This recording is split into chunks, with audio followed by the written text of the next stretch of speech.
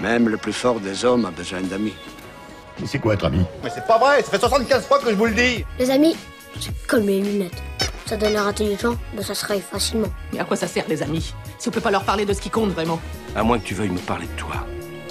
De qui tu es. Là, ça m'intéresse. Et bonjour à tous, bonsoir à tous, bienvenue dans un nouvel épisode de Découvre un pote, toujours co-animé par Simon et par moi, Tanguy. Simon, traditionnelle question, comment ça va? Très bien, vu la très bonne croziflette que tu nous as servi juste avant là, de faire ce C'est vrai qu'elle a podcast. été pas mal faite, quoi. Que faire un bon épisode. Et pour cet épisode, nous sommes accompagnés pas de une personne cette fois, mais de deux personnes, Antoine et Chloé. Bien Salut. le bonjour. Évidemment, ça parle en même temps. Comment vous allez?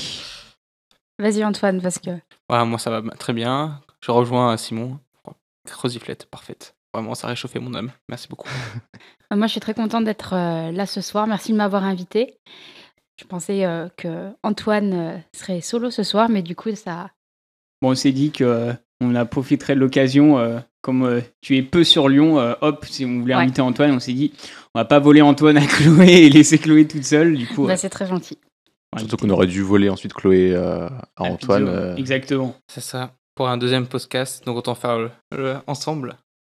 Voilà, et donc Antoine, on risque peut-être de t'appeler Pizzo, parce que du coup c'est le surnom qu'on te donne plutôt dans ce groupe. Non, je sais pas si tout le monde tape dans les... Si, tout le monde à peu près. Si. Mais tu sais qu'il n'y a pas que les gens du groupe qui m'appellent comme ça. Même au boulot, ils l'appellent comme ça. Maintenant. Les médecins et tout, ils m'appellent Pizzo. Mais un truc de fou, hein, franchement. Est-ce que tes frères aussi? Ouais, mes Ils se frères font appeler aussi. aussi Pizzo? Au collège, les frères, t'avais donc Pizzo, le mini Pizzo et le tout petit Pizzo. Voilà, c'était Le la tout chronologie. petit Pizzo. C'était Maxime. Non, mais c'est trop drôle comme prénom. Ouais, comme surnom. Après, moi, c'était mes potes. Surtout qu'ils sont grands maintenant, là, du coup. Plus grands que moi en plus. Donc, Maintenant, c'est toi le tout petit ouais, Pizzo. c'est ça. Maintenant, au niveau taille, je suis minuscule. Ouais. 1m78 comparé à 1m85. Du coup, traditionnelle question qu'on pose aux invités, est-ce que, bon, pour Chloé ça va être un peu plus simple, mais pour Pizzo un peu plus dur peut-être, est-ce que vous vous souvenez depuis quelle est la première fois où on s'est vu? Dans quelle occasion on s'est vu pour la première fois? Moi, je vais peut-être commencer. Nous, on s'est connus au lycée. Ça, je suis quasiment sûr et certain. C'était en seconde. On était dans le même lycée. Vous étiez au collège Marcel Aimé, si je dis pas de bêtises. Pas moi, mais... Non, mais le groupe, oui, mais nous... Du coup, c'est tous rejoints au collège, au lycée, du coup, désolé, du coup, à la Boisse. Voilà, c'est là-bas où je vous ai rencontré pour la première fois. Ouais, c'est sûr. Même classe, du coup. Ouais, seconde. Oui, parce qu'après, toi, t'es allé en SVT. Et je crois que j'étais jamais dans la même classe que Simon, je crois. Ouais. Mais toi, je t'ai rencontré, du coup, par le biais de Tanguy, je crois. Justement. Ou par le biais, du coup, d'Aurel et tout. J'ai connu d'abord... côtoyer Tanguy et tout, et après on s'est rencontrés parce que tu côtoyais aussi le même groupe, du coup voilà. Par le biais de Touki peut-être. Aussi, peut-être. Et du coup toi, Chloé, c'est plus récent je pense. Ouais, alors je vous ai pas rencontré au même moment. Toi Tanguy, c'était une soirée chez Antoine, la première soirée où j'ai rencontré ses potes. Ça devait être en juin ou juillet du coup 2021. Ouais. Et Simon, c'était la soirée chez Paco. Oui. Ouais, et le lendemain, vous êtes venu à l'appart pour faire une randonnée. Ouais. Sacrée randonnée d'ailleurs. Très bien.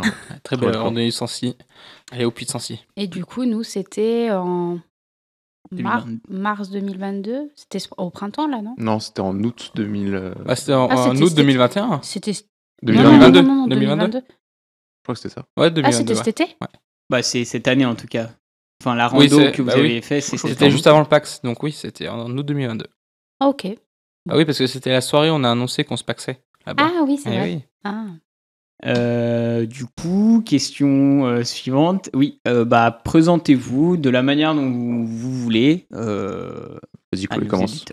Alors, du coup, je m'appelle Chloé Chassot, j'ai 23 ans et je suis originaire de l'Allier, un petit village qui s'appelle Saligny-sur-Roudon. C'est à côté d'un parc qui est assez connu qui s'appelle Le Pal. Enfin, il est connu pour moi, peut-être pas pour les Lyonnais. Non, pas pour moi. Si, ouais, il est assez connu. C'est activités et animaux. Ouais, il y a jeux et animaux. En général, quand je situe Le Pal, les gens disent « Ah ouais, je vois à peu près où c'est. » À peu près, c'est le centre de la France, un peu perdu. Ouais. Donc, en gros, c'est vers Vichy. Donc, j'ai habité là-bas toute ma vie. Collège dans le village d'à côté. Lycée sur Moulins, où j'étais interne. Et après avoir passé le bac, j'ai commencé mes études de médecine du coup sur Clermont. Et là, du coup, je suis en 6e année de médecine et je suis la copine d'Antoine. La Paxé d'Antoine. Ouais. On s'est rencontrés en janvier 2021 via un célèbre site de rencontre. Tinder. Et voilà, et après ça a été assez vite entre nous deux, et puis c'est comme ça que je vous ai rencontrés. Donc c'est il y a combien de temps du coup que vous êtes rencontrés? C'était en janvier 2021. On a matché genre ça devait être, on a dû matcher en décembre ou janvier. C'était décembre 2020 même. Ouais. Et après on s'est vu la première fois le 4 ou le 3 janvier, je sais plus. Ah oui, c'est précis. Ouais, très précis, attention. Et après on s'est vu assez régulièrement, et puis on a vite aménagé ensemble, on s'est mis de vue ensemble en fait, ça allait assez rapidement. On s'est mis ensemble le 1er mars 2021, et après il y a eu le confinement en mars, c'était, je sais plus exactement la date du confinement, mais du coup moi j'étais toute seule dans mon appart, Antoine était tout seul dans son appart, on a dit allez bingo, on cohabite, donc ça faisait genre 15 jours qu'on était officiellement ensemble, et du coup on a... Du coup c'est un peu le test, est-ce qu'on est ensemble ou pas, quoi. Ouais, c'était le baptême du feu là, soit ça passe, soit ça casse. Et ça s'est très bien passé. Voilà, et après en fait j'habitais avec ma sœur, et du coup ça se passait très bien avec Antoine, et Antoine était tout le temps chez moi, ou moi tout le temps chez lui. Et du coup, on a un petit peu viré ma sœur de l'appart où on était. Désolée Marine. Et du coup, on a emménagé ensemble en juillet 2021. Genre, ça faisait 4 mois qu'on était ensemble. Okay. Ah oui, en mars, vous êtes allés chez l'appart l'un de l'autre, mais vous n'avez pas emménagé ensemble. Non, enfin, c'était pas... officiellement, en fait, quoi. Voilà, c'est ça. Et après, on a fait notre petit bout de chemin, et là, cet été, donc en 2022, on a passé le premier cap et on s'est paxé. Très belle fête avec vous tous, c'était très bien. Ouais, c'était cool. On a passé un très bon moment. Sauf une personne. Oui, c'est vrai. C'est cassé la jambe. Et qui va se faire opérer, mais on pense à toi fort. Julie, avant croisé, quelle dure blessure. Dire qu'au début c'était qu'une entorse, mais bon. Bah après, elle a marché un mois sans attelle, Julie, donc bon, elle a cherché un peu aussi. La Grèce a été fatidique, je pense. Très clairement pour elle, ça a un peu été compliqué. Bah du coup, Antoine. Moi, du coup, je m'appelle, donc je suis Antoine Pizzacaro, donc j'ai 24 ans. Je suis originaire de Dagneux, donc juste à côté de Lyon. Voilà, j'ai fait à peu près toute ma vie à Dagneux, et après, du coup, quand j'ai passé le bac, je suis parti sur des études de santé. Donc d'abord, j'ai tenté la PACES, donc la première année de médecine, mais ça m'a pas beaucoup plu, donc j'ai vite arrêté en cours de route. J'ai fait plusieurs stages du coup après en maison de retraite, où j'ai vu que le soin, et notamment le soin infirmier, me plaisait bien. Du coup, j'ai tenté les concours infirmiers, c'était la dernière année que j'ai réussi. Du coup, je suis parti sur Clermont-Ferrand, où j'ai fait mes études là-bas, et ça s'est très bien passé, j'ai adoré.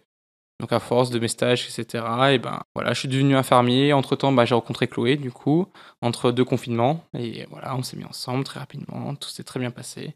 Et là, actuellement, je suis infirmier, et je travaille en réanimation au CHU du coup de Clermont-Ferrand, réanimation neurologique. Donc l'étude d'infirmier, c'était 3 ans? 3 ans, ouais, c'est ça, ouais. En fait, avant, c'était 3 ans et demi.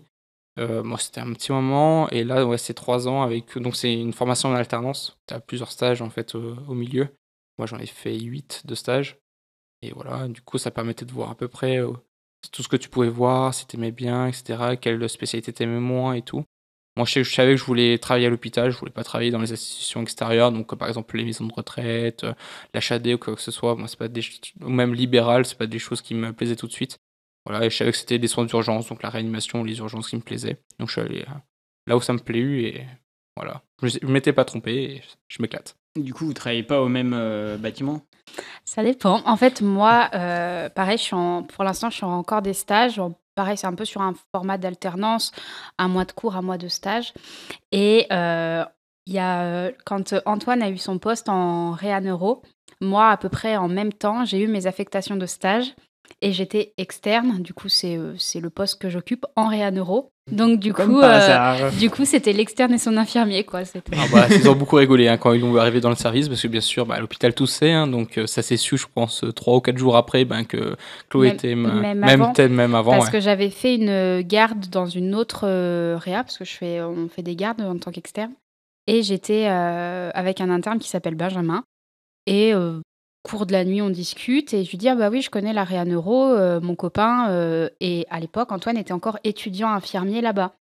Et en fait, il s'en souvenait parce que Pizzo Caro, c'est pas non plus hyper commun. Il fait, ah oui, il a un nom italien et tout. Je fais, ouais, c'est lui. Il fait, ah oui, je vois bien, il est intéressé, il pose plein de questions et tout ça, il est cool. Et du coup, quand je suis retournée, où j'étais en stage là-bas, il m'a direct reconnu. Il me fait, mais attends, toi, ton mec, il bosse ici. Et du coup, là, ça fait le tour du pâté. Exactement. Genre, il a dit ça dans notre salle des internes. Direct, on me fait, ah ouais, qui? Et après, on a fait la visite. C'est lui là-bas. De toute façon, les potins au CHU, c'est vraiment, ça fait tout le tour. Moi, quand je suis passé du coup dans l'équipe paramédicale, du coup avec les infirmiers et les aides-soignants, les filles sont même carrément allées voir Chloé pour lui demander si c'était bien ma copine, savoir si c'était bien elle et tout. Je me rappelle trop de Sabine qui arrive. Ouais.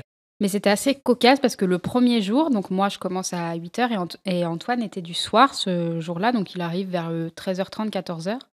Et moi, en gros, je choisis quel patient je suis. Donc c'était une entrée, un patient qui venait d'arriver et il était convenu avec mes co-externes que c'était moi qui allais m'occuper de ce patient-là. Je m'occupe de ce patient et là, je relève la tête. Qui est-ce que je vois qui est l'infirmier qui prend la relève de ce patient? Coucou. Antoine. Genre, premier jour, premier patient, et ben le duo est déjà formé. Du coup, ça, genre les cancans dans tout le service. On a bien rigolé. Quand même, c'était. Je m'attendais pas à la voir dans l'entrée parce qu'en fait, donc nous, en fait, à l'hôpital, on travaille en 3-8, donc on a 3 pauses, donc le matin, le soir et la nuit. Donc là, j'arrivais à 13h donc 13h. Et en fait, il y avait une entrée qui venait à peine d'arriver, quoi. Généralement, les entrées, elles arrivent à tout moment de la journée, que ce soit la nuit ou le matin. C'est quand il y a des urgences. Donc là, elle est arrivée, ça devait être 12h30 par là. Midi et demi, donc elle venait à peine de se poser dans le service, le temps de la préparer, etc., que les médecins la voient. Donc moi, j'arrive pour prendre ma relève, donc prendre la relève de ma collègue du matin. Et en fait, elle me fait la relève justement dans la chambre pendant qu'on prépare le patient. Et c'est là que je rentre dans la chambre et je vois Chloé et j'étais oula. Ok, donc ça veut dire que pendant 3 mois, non, c'était pendant 1 mois, t'as fait ton stage? Un peu plus, c'était 1 mois et demi. Ouais, voilà, 1 mois et demi, ça va être ça. Tous les jours, on va travailler ensemble et tout. Mais c'est vrai que souvent, on a eu des patients communs. Ouais, mais durant le moi, stage. je trouve que ça s'est bien passé. Ouais. C'était cool. Après, quand tu travailles bien, il y a des couples dans l'hôpital qui travaillent dans le même service, il y en a beaucoup. Notamment, moi, je sais que j'avais une collègue infirmière qui travaille, son copain, même. Je crois que, je sais pas s'ils sont peut-être pas mariés encore, mais en tout cas, son copain était un des médecins seniors du service. Et pareil, ça se passait toujours très bien. De toute façon, après, quand tu fais la distinction entre professionnel et vie privée, généralement, ça se passe toujours bien avec les collègues et avec les patients. Voilà, ça s'est très bien passé, ouais. Mais moi, ce qui était cool, c'est que j'avais déjà fait pas mal de stages, mais jamais de stage en réanimation. Et c'est quand même un milieu qui est assez particulier entre les machines, tous les tuyaux. Et moi, j'avais jamais été en stage là-bas. Du coup, en fait, je comprenais pas trop comment ça fonctionnait. Genre, les machines, elles bipaient. J'étais là, oh mon Dieu, qu'est-ce qu'il faut faire? Et du coup, un peu en soum-soum, le soir, j'étais là, Antoine, il y a ce truc qui s'est passé. Qu'est-ce que ça veut dire? Qu'est-ce qu'il faut que je fasse? Du coup, il me donnait des petits conseils le soir pour que je sache gérer, en fait, les trucs qu'on est censé savoir gérer. Mais en fait, on arrive et personne nous explique. Donc, en fait, il faut demander aux infirmiers. Et du coup, moi, j'avais mon prof particulier. J'essayais de le rendre son stage le plus agréable possible chez nous. C'est marrant du coup que... Ou en plus le couple, je suppose que des fois aussi les couples se forment après, pas forcément avant de se retrouver à un endroit précis. Et du coup là c'était... je suppose que du coup dans l'hôpital ça fait jaser un peu en mode... Il y en avait beaucoup qui se demandaient, ah mais du coup vous vous êtes rencontrés là, genre vous avez tchatché dans le service? Non, on se connaissait d'avant. Mais... Il y a beaucoup de couples en fait à l'hôpital qui sont justement des couples qu'on appelle intra-hospitaliers. En fait, c'est des gens qui travaillent tous les deux à l'hôpital parce que c'est des horaires qui sont quand même assez particuliers. Donc, tu as une vie de famille, une vie privée qui est quand même assez particulière. Donc, c'est vrai que souvent, les gens se mettent ensemble parce que aussi dans la vie future, c'est plus simple. Tu comprends mieux, t'as plus le recul.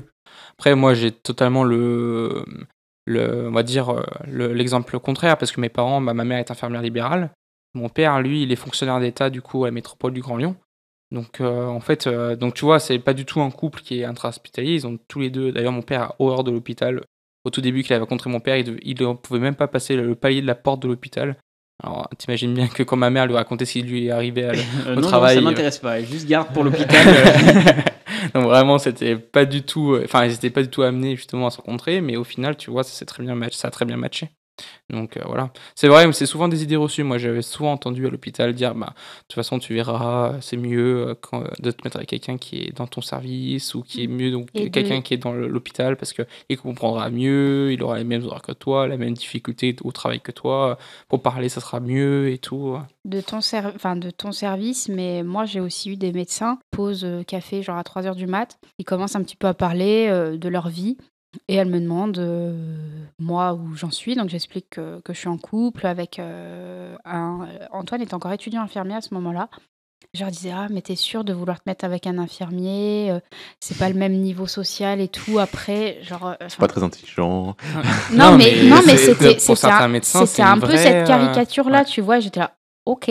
Heureusement, je rassure tout le monde, c'est totalement minoritaire, hein, ce genre de pensée. Mais c'est vrai que ça existe encore. Ouais. Avant, c'était très majoritaire. Ça, et le fait que ça soit moi qui devienne médecin et Antoine soit l'infirmier. Le rapport est un peu inversé. Voilà. D'habitude, c'est le médecin et l'infirmière. C'est pas l'infirmier et la médecin, tu vois. Genre, c'est encore, des fois, pour les gens, ils ont du mal aussi à comprendre que ça soit un effet inverse, quoi. Mais nous, on s'en fout. Ouais, on est très bien comme ça. Ce que j'allais dire en réflexion aussi, ce qui aurait pu être fait, c'était le fait d'avoir d'être dans le même milieu. Ça pourrait moi, je considère que, après, peut-être parce que j'ai été élevée comme ça, ma mère est aide-soignante et tout ça, donc je pense que j'ai un regard un petit peu, peut-être, moins hautain que... Ah oui, non, mais je pensais pas, je pensais plus par rapport au fait que du coup, t'as quelqu'un qui est dans la santé aussi, que ça peut être... du coup, t'as un couple qui est très autour de ça, qui pour du coup... Ouais, mais tu vois, même si c'est toujours dans la santé, souvent, c'est des métiers qui sont totalement complémentaires. Hein. Un médecin ne peut pas travailler sans un infirmier, comme un infirmier ne peut pas travailler sans un médecin. Mais qui sont à la fois complémentaires et à la fois très différents dans l'approche en fait de la prise en charge. Donc ce qui peut s'entendre aussi sur le fait que des fois tu as des conflits, des relations conflictuelles en fait, parce que alors ça c'est mon point de vue personnel, hein, mais un médecin il va avoir une point de vue très théorique en fait sur la prise en charge parce que lui il va penser en fait à un truc très global, il faut qu'il pense à tous les traitements qu'il va pouvoir donner au patient sans que ça va interagir avec quoi que ce soit d'autre sur sa pathologie. Donc il faut qu'il ait énormément de connaissances. Donc c'est pour ça, hein, c'est pas pour rien qu'ils ont 12 ou 15 ans d'études parce qu'ils ont énormément de connaissances à engranger sur énormément de pathologies. Alors qu'un infirmier, ça va être beaucoup plus sur le pratico-pratique en fait. Donc en gros, nous, on va arriver sur un patient, et nous, ça va être poser des voies veineuses pour pouvoir injecter les médicaments, le conditionner comme il faut, voir si on est un peu plus proche du patient, mais parce qu'on est plus souvent avec lui. Alors qu'un médecin, il va être souvent dans sa bulle devant son ordinateur pour pouvoir réfléchir à quel traitement il va pouvoir lui donner pour sauver la vie du patient. Mais en fait, c'est deux travails qui sont complémentaires parce que le médecin, il ne sait pas forcément faire tous les actes que nous, on sait faire, mais nous, on serait incapable de prescrire des médicaments comme eux, ils savent faire. Donc c'est pour ça que souvent, en fait, cette petite relation conflictuelle, malheureusement, est toujours présente en fait, entre les infirmiers et les médecins, qui est d'ailleurs complètement débile, moi, à mon sens, parce que l'un ne va pas sans l'autre, quoi. En termes d'études, du coup, médecin, c'est 9 ans. Peut-être 10 potentiellement. Ouh, sujet sensible. et infirmier, c'est 5, c'est ça? Non, c'est 3 ans. T'as pas écouté Tanguy. En fait, en gros... T'as des spécialités ou pas? Ouais, c'est ça, en fait. Infirmier, déjà, c'est une licence. Alors, il faut savoir qu'avant, infirmier, donc c'était avant, dans les années 90, ça rentrait pas dans le cursus universitaire. Et en fait, en 2008, ils ont réformé, en fait, la formation pour que ça rentre dans le cursus universitaire. Et... à partir de ce moment-là, il y a eu du bon comme du mauvais dans cette réforme. Moi, à mon sens, maintenant, cette réforme elle fait plus de mal que de bien aux infirmiers, aux étudiants infirmiers, parce qu'on est vite laissé à l'abandon, on n'a pas assez de stages. Donc, en fait, quand on arrive dans les services, malheureusement, on n'a pas tous les réflexes qu'un professionnel devrait avoir. Bon, on ne nous demande pas d'avoir 20 ans d'expérience, mais bon, il y a quand même des bases qu'on n'a pas, malgré les 3 ans. Et après, après ces 3 ans-là, donc tu rentres dans les services, et après, tu as énormément de spécialités. D'ailleurs, c'est pour ça que ce métier est très bien. C'est parce qu'en fait, tu peux faire un peu tout et n'importe quoi avec infirmier. Tu peux faire du management, tu peux faire de l'administratif, tu peux faire de la santé publique, tu peux faire du coup du soin à domicile, du soin en hôpital, du soin en institution. Donc en fait, c'est extrêmement vaste, extrêmement varié. Et donc forcément, tu as plusieurs spécialités après qui vont en découler, notamment la nouvelle spécialité qui sort du coup de tous les pays nordiques et notamment du Canada, qui sont les infirmiers en pratique avancée, donc les IPA. En fait, c'est des... Enfin, j'aime pas les qualifier comme ça, mais en gros, ça va être des infirmiers on va leur donner le droit de prescrire des renouvellements d'ordonnances pour pouvoir soulager en fait les médecins qui eux du coup s'écroulent sous la paperasse et l'administratif.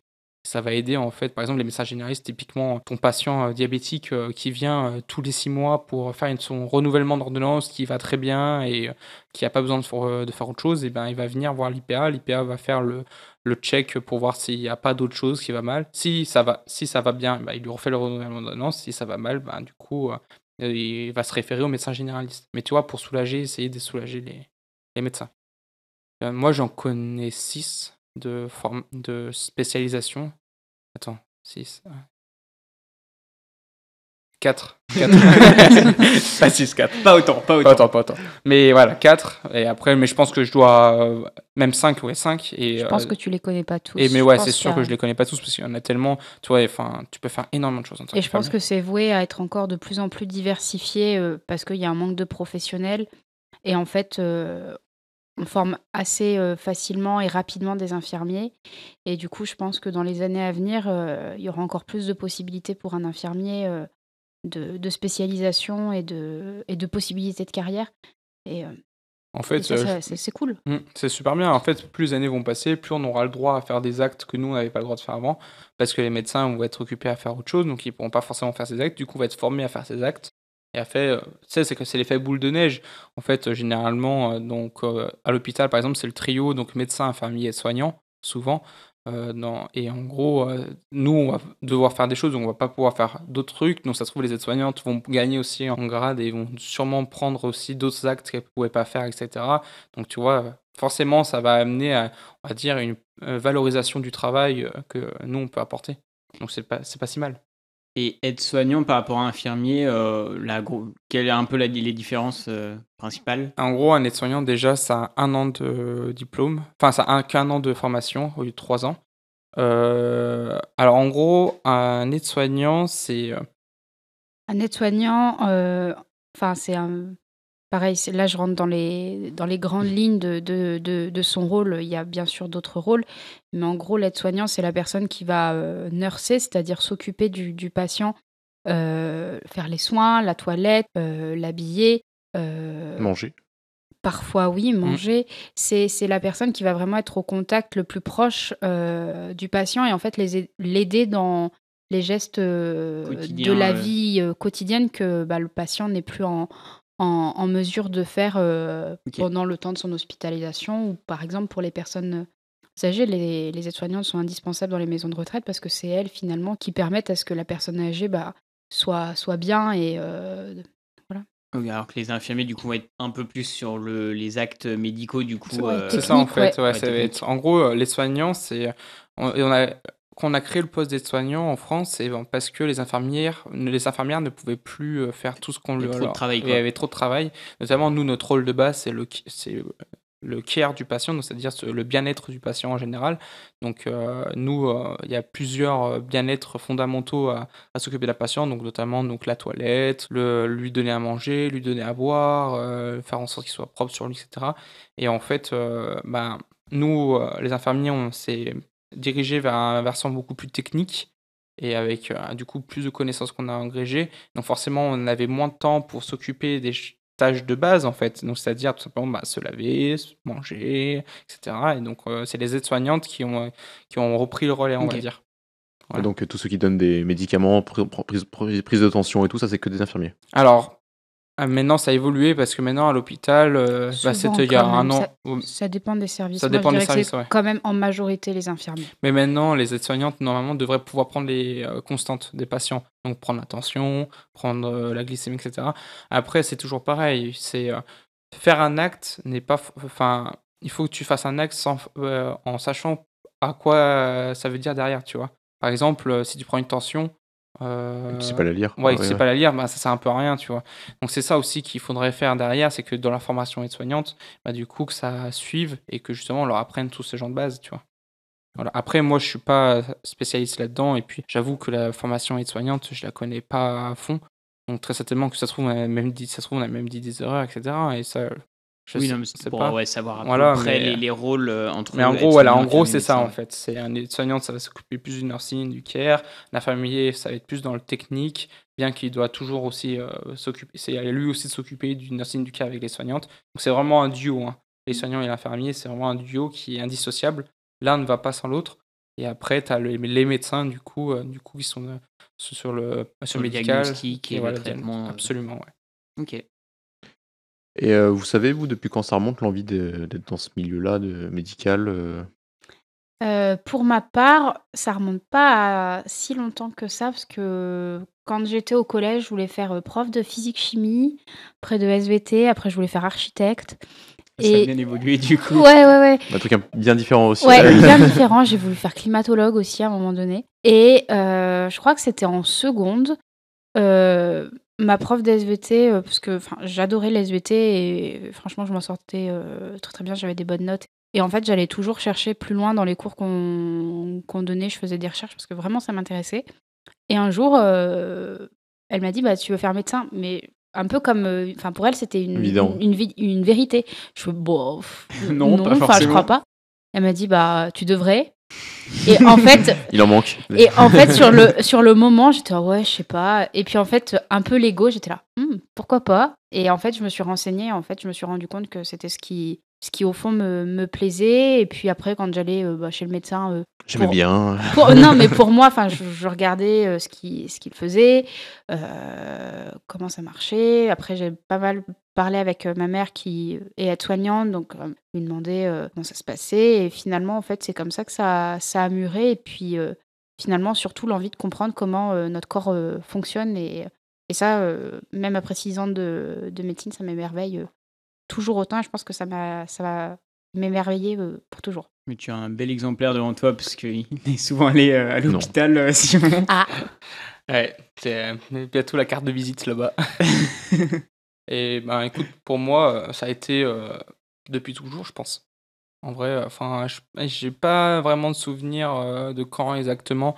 Bah, ma grand-mère, elle me dit toujours que c'est quand j'étais devant une émission, tu sais, l'émission du magazine de la santé avec Michel Simès et je me rappelle plus comment c'était son acolyte à côté. Sur France 5. Sur France 5, absolument. J'avais vu une opération à cœur ouvert sur l'émission. Je J'avais comprends, 4 ça ans. donne envie d'y aller. Ouais. Voilà. Et il paraît que depuis ce moment-là, j'avais dit, moi je veux travailler à l'hôpital. Voilà. Donc à partir de ce moment-là, j'ai décidé de travailler à l'hôpital. C'est la légende. C'est la légende, voilà, c'est ça la légende.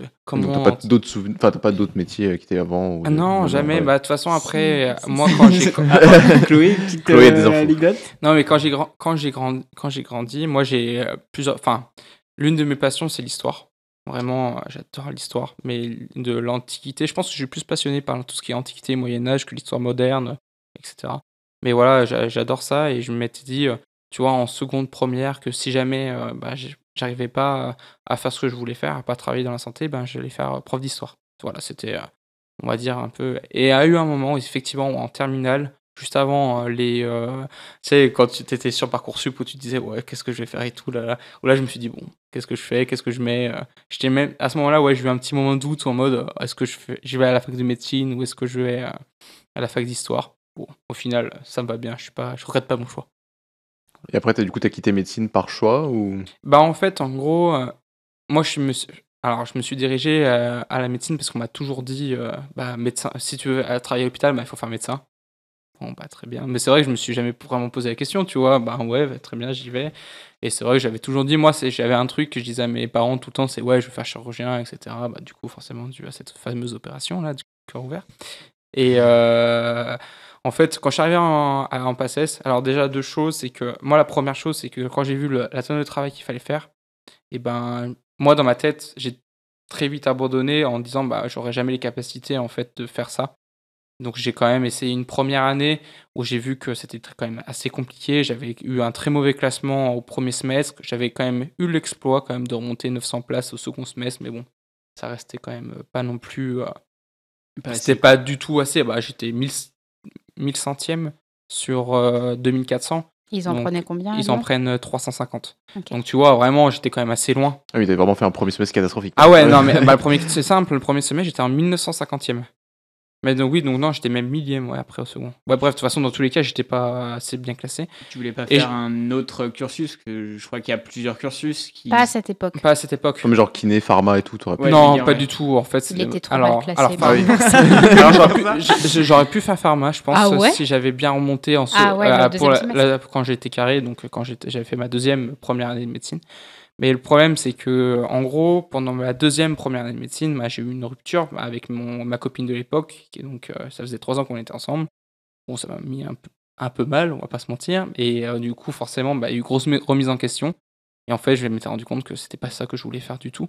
Parce que, en fait, moi, dans ma tête, je pensais que après la première année de médecine... C'est fini. Voilà, c'est ça. J'ai glanté. C'est bon, t'es médecin. Terminé. je glande jusqu'à la fin. Je me fais 10 ans d'études, mais c'est 10 ans d'études, on va dire, pour tranquille. C'est le plus gros mensonge de l'humanité. Voilà, vraiment le plus gros mensonge de l'humanité. Et en fait, quand j'ai vu... En fait, j'étais dans une boîte d'école. Donc, en fait, les boîtes d'école, c'est des organismes qui gravitent autour des facs de médecine pour aider... C'est des tutorats. Voilà, c'est des tutorats pour aider les étudiants. Des annales. Voilà, absolument.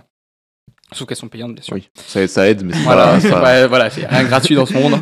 Et en gros, dans ma boîte à école, il y avait justement des étudiants qui préparaient le concours à la fin de la 6e année de médecine, donc le concours de l'internat des ECN. Et quand j'ai vu les 30 bouquins qui s'apprenaient par cœur, mais vraiment, quand tu vois la pile de bouquins qui est limite plus haut que toi, et là tu dis non, mais en fait, non, c'est pas possible. Allez, donc je me casse. C'est simple, en novembre, j'ai arrêté. Donc j'ai passé le premier concours, on va dire, en mode... j'ai passé le premier semestre en mode au talent. Bon, le talent n'a pas fonctionné. bizarrement. On s'y attendait un petit peu. Et en fait, j'ai commencé à travailler très vite après, derrière. Parce que déjà, alors moi, on m'a jamais éduqué, tu vois, en mode, t'attends que ça arrive, genre, chez toi. Et forcément, si moi, j'ai un laps de temps où je travaille pas, ou j'ai pas d'études, je vais au boulot, quoi. Du coup, tu avais un semestre, le deuxième semestre de ta première année, du coup, tu as travaillé. Ouais, je suis allé travailler. Donc, j'ai fait pas mal de boîtes d'intérim, j'ai fait pas mal de travail manutentionnaire, etc. N'importe, pas forcément lié à la médecine. Ouais, pas du tout, ouais. Justement, j'ai fait pas mal de trucs où là, j'ai bien su ce que je voulais faire et ce que je voulais absolument pas faire. Voilà, parce que là, le travail en manutention et dans les plateaux logistiques, c'est pas fait pour moi, quoi. Et après, en 2 mois quand j'ai passé les concours infirmiers, en fait, j'ai réussi à avoir une place en tant que ASH, donc c'est agent de service hospitalier. Voilà. Donc faisant fonction aide-soignant. Donc en fait, j'étais pas aide-soignant parce que j'avais pas le diplôme, mais je faisais le même travail qu'un aide-soignant dans un EHPAD, du coup dans une maison de retraite. Et j'ai vu que donc moi ça me plaisait beaucoup. Et j'ai fait, du coup, j'ai suivi ce que faisaient les infirmières, ce que faisaient les aides-soignantes. J'ai passé mes concours, donc j'en ai passé 3, Bourg-en-Bresse, Lyon et Clermont. Et en fait, à Clermont, je suis arrivé 13e sur liste principale, du coup, je suis allé là-bas. Ça me permettait de partir de chez mes parents, de voir autre chose, bien que ça m'a fendu un peu le cœur de partir de Lyon, je l'avoue aussi. Pour venir à Clermont. Voilà, ça m'a fait mal. De l'Auvergne. L'Auvergne, moi, on m'a dit qu'avec des vaches là-bas et des champs, je fais oula. Est-ce que c'est vrai, du coup? Et non. À Clermont-Ferrand, très très dynamique. Non, mais en plus, c'est vrai, j'étais... Il n'y a rien autour, par contre, genre ça inspire tout. Là, ouais, par contre, c'est mais du coup, c'est cool, quand on sort de la ville, on est à la campagne, on respire, on va se promener, ça peut être mais cool. bon, quand tu sors de la ville, tu mets 10 minutes en voiture, je te rassure, vraiment. C'est pas faux. Tu sors, nous, on est juste à côté du CHU, donc le CHU, c'est sur la bordure sud de Clermont. Voilà, tu traverses Aubière. Alors, entre Aubière et... Après Aubière, t'as Cournon. Cournon, c'est la deuxième plus grande ville de Puy-de-Dôme. Donc déjà, juste, t'as les 2 plus grandes villes du Puy-de-Dôme qui sont accolées l'une à l'autre. Et après, t'as des champs et des vaches. Les champs, mais c'est vraiment... Voilà, c'est plus rien, quoi. Et des forêts, des montagnes, quand même. Voilà. l'Allier, quoi. Vraiment. C'est ça, ouais. L'Allier, quoi. Donc, mais bon, très bien, Clermont-Ferrand. Très belle ville étudiante. En fait, à Clermont-Ferrand, t'as 3 types de personnes qui y vivent. T'as les étudiants, les salariés à Michelin et les autres. Voilà, c'est tout. Vraiment, c'est vraiment la population générale de Clermont-Ferrand. T'enlèves les étudiants et t'enlèves l'usine Michelin, à Clermont, il reste personne. Mais c'est simple, en août, quand les étudiants sont en vacances et que les usines Michelin ont fermé, Clermont est vide. C'est une ville fantôme. Vraiment, il n'y a plus rien qui se fait. Mais en plus, le pire, c'est que tout est fermé. C'est-à-dire que tu peux rien faire du tout. Non, t'exagères un peu, mais... Le centre-ville est mort, vraiment, le centre-ville est mort. Bon, déjà, à partir du moment que le dimanche soir à 17h, le centre-ville est un peu mort, à part pendant les périodes de fête de Noël. Ouais, c'est pas faux. Ouais, voilà. Du coup, c'est tranquille. Après, ça dépend de ce que tu recherches dans la ville. Bien sûr. Après, moi, comme je le disais pendant la présentation, moi, je viens d'un patelin où il y a 700, peut-être que 600, peut-être même moins d'habitants. Bon, là, il y a 1600 ici, hein, donc c'est pas mieux. Enfin, si c'est mieux, mais ouais, pas... Non, mais ici, déjà, c'est la grande ville. Hein. Oui. Comparé à l'Allier. Ouais, mais du coup, il y a personne, quoi. Et du coup, moi, j'étais habituée à vivre dans la campagne. Du coup, clairement, moi, ça me va bien. Et m'imaginer vivre à Lyon, pour moi, ça serait un traumatisme, tu vois, genre beaucoup trop grand. N'imaginons pas Paris. Hein. Je l'envisage même pas, tu vois. Pendant ta première année de PACES, t'étais chez tes parents ou t'étais à Ouais, Lyon? c'est ça, je faisais les allers-retours tous les jours. Jamais vraiment vécu à Lyon même. Voilà, c'est ça. Donc après, voilà. Après, oui. Je rigole, enfin, j'exagère beaucoup. Hein, Clermont-Ferrand, c'est une belle ville. Il y a pas mal de choses à faire. Franchement, en soi, on s'y plaît bien. Et puis, on a une qualité de vie là-bas qu'on n'aurait jamais eu à Lyon. Hein. C'est moins cher, je suppose. Rien à voir. Hein. Nous, on a 75 mètres carrés. Enfin, le loyer est pas si cher que ça, quoi. Pour un 75 je veux pas le savoir. Voilà. Parce qu'il vit à Paris, Simon, et du coup... Ouais, je pense que ça doit faire plus mal pour toi que pour nous. Avec le loyer qu'on paye, t'as un 7 mètres carrés dans un... Ouais, je pense dans un grenier. T'as un KGB, quoi, à Paris, hein, vraiment. Donc ouais, même à Lyon, hein, avec le loyer qu'on paye, t'as quoi? T'as un 16 mètres carrés, hein, t'as pas plus. Hein. Franchement, parce que nous, on est juste en face de la ligne de tram. Bon, il n'y a qu'une ligne de tram à Clermont. Un tram avec des pneus, pas avec rail, attention. Parce que quand même, il y a l'usine Michelin qui est juste à côté. Et ouais, non, c'est... voilà, t'as une ligne de tram, on est juste devant, et tu vois, au final, c'est des loyers qui sont... Une qualité de vie qui est quand même assez agréable. En plus, t'es devant le CHU. Je suis à 5 minutes à pied, du coup, vraiment. T'es dans le bord, donc t'es même pas en centre-ville. C'est ça. Centre-ville, du coup, ça coûte encore moins cher, entre guillemets. Ouais, mais pas tant. Hein. Si avant, quand la taxe d'habitation existe encore, franchement, quand moi j'habitais avant dans le centre-ville, il y avait vraiment une grosse différence, notamment pour les taxes et puis même pour garer sa voiture. Parce que si t'avais pas de garage, il fallait la garer dans la rue et c'était payant. Que là, nous, comme on est un petit peu excentré, en fait, les rues sont gratuites. Non, en fait, il y a plein de petits trucs comme ça qui font que c'est... Ouais, du coup, c'est cool, quoi. Puis c'est un quartier qui est étudiant, en fait, là où on vit, parce que t'as le gros campus de Clermont-Ferrand qui est juste à côté. Du coup, il y a quoi comme fac? Il y a médecine, il y a quoi d'autre comme... Franchement, je crois qu'il y a à peu près En fait, tout. il faut savoir que Clermont-Ferrand, c'est vraiment le centre névralgique de l'Auvergne. Donc, c'est-à-dire que tu trouves tout ce qu'il faut à Clermont. Mais vraiment tout. Et même, Clermont, c'est une ville étudiante qui est plutôt réputée. Si je dis pas de bêtises, je crois que Clermont, c'est une des rares villes de France qui a un institut chinois, je sais plus comment ça s'appelle. Et du coup, il y a vraiment pas mal d'étudiants étrangers. Et au niveau de la diversité des facs, franchement, il y a... Alors, tu trouves tout ce que tu veux. Je pense qu'on trouve quasiment tout. Même en école d'ingé, école de commerce. Il y a des écoles d'ingé, bien sûr, elles sont moins réputées que celles de Lyon. Mais moi, j'ai des amis qui sont... du coup, ça s'appelle Sigma et Isima. Et ça monte un peu en qualité et c'est de plus en plus réputé. Je pense Mais Sigma, c'était dans ton truc, non, Tanguy? Sigma? C'est pas une INP? Je crois pas. Il n'y a pas d'INP. Alors peut-être ça a changé, mais il n'y a pas d'INP à Clermont. Après, je sais même pas ce que ça veut dire l'acronyme. Je sais juste que Sigma, c'est des écoles. Ça va être juste une lettre grecque, je pense. Hein. Oui. Mais après, ce qui est bien, c'est que je pense que Clermont, du coup, est une ville universitaire et étudiante. Et du coup, quand tu as au moins ça dans ta ville, même si elle est perdue un peu au milieu de nulle part, machin, ça fait que la ville est un peu vivante. Bon, du coup, tu as aussi l'usine Michelin qui fait que du coup, tu as plusieurs générations différentes un peu à Clermont. Mais je pense que du moment où ta ville a un fort potentiel étudiant, entre guillemets, la ville est quand même un peu cool à vivre dedans. Franchement, moi j'aime bien. Et puis il y a bonne ambiance. Franchement, moi je trouve qu'on y est bien. Ouais, on est très bien. Et puis en plus, maintenant que Clermont-Ferrand... Clermont Foot a monté en Ligue 1 il n'y a pas si longtemps que ça.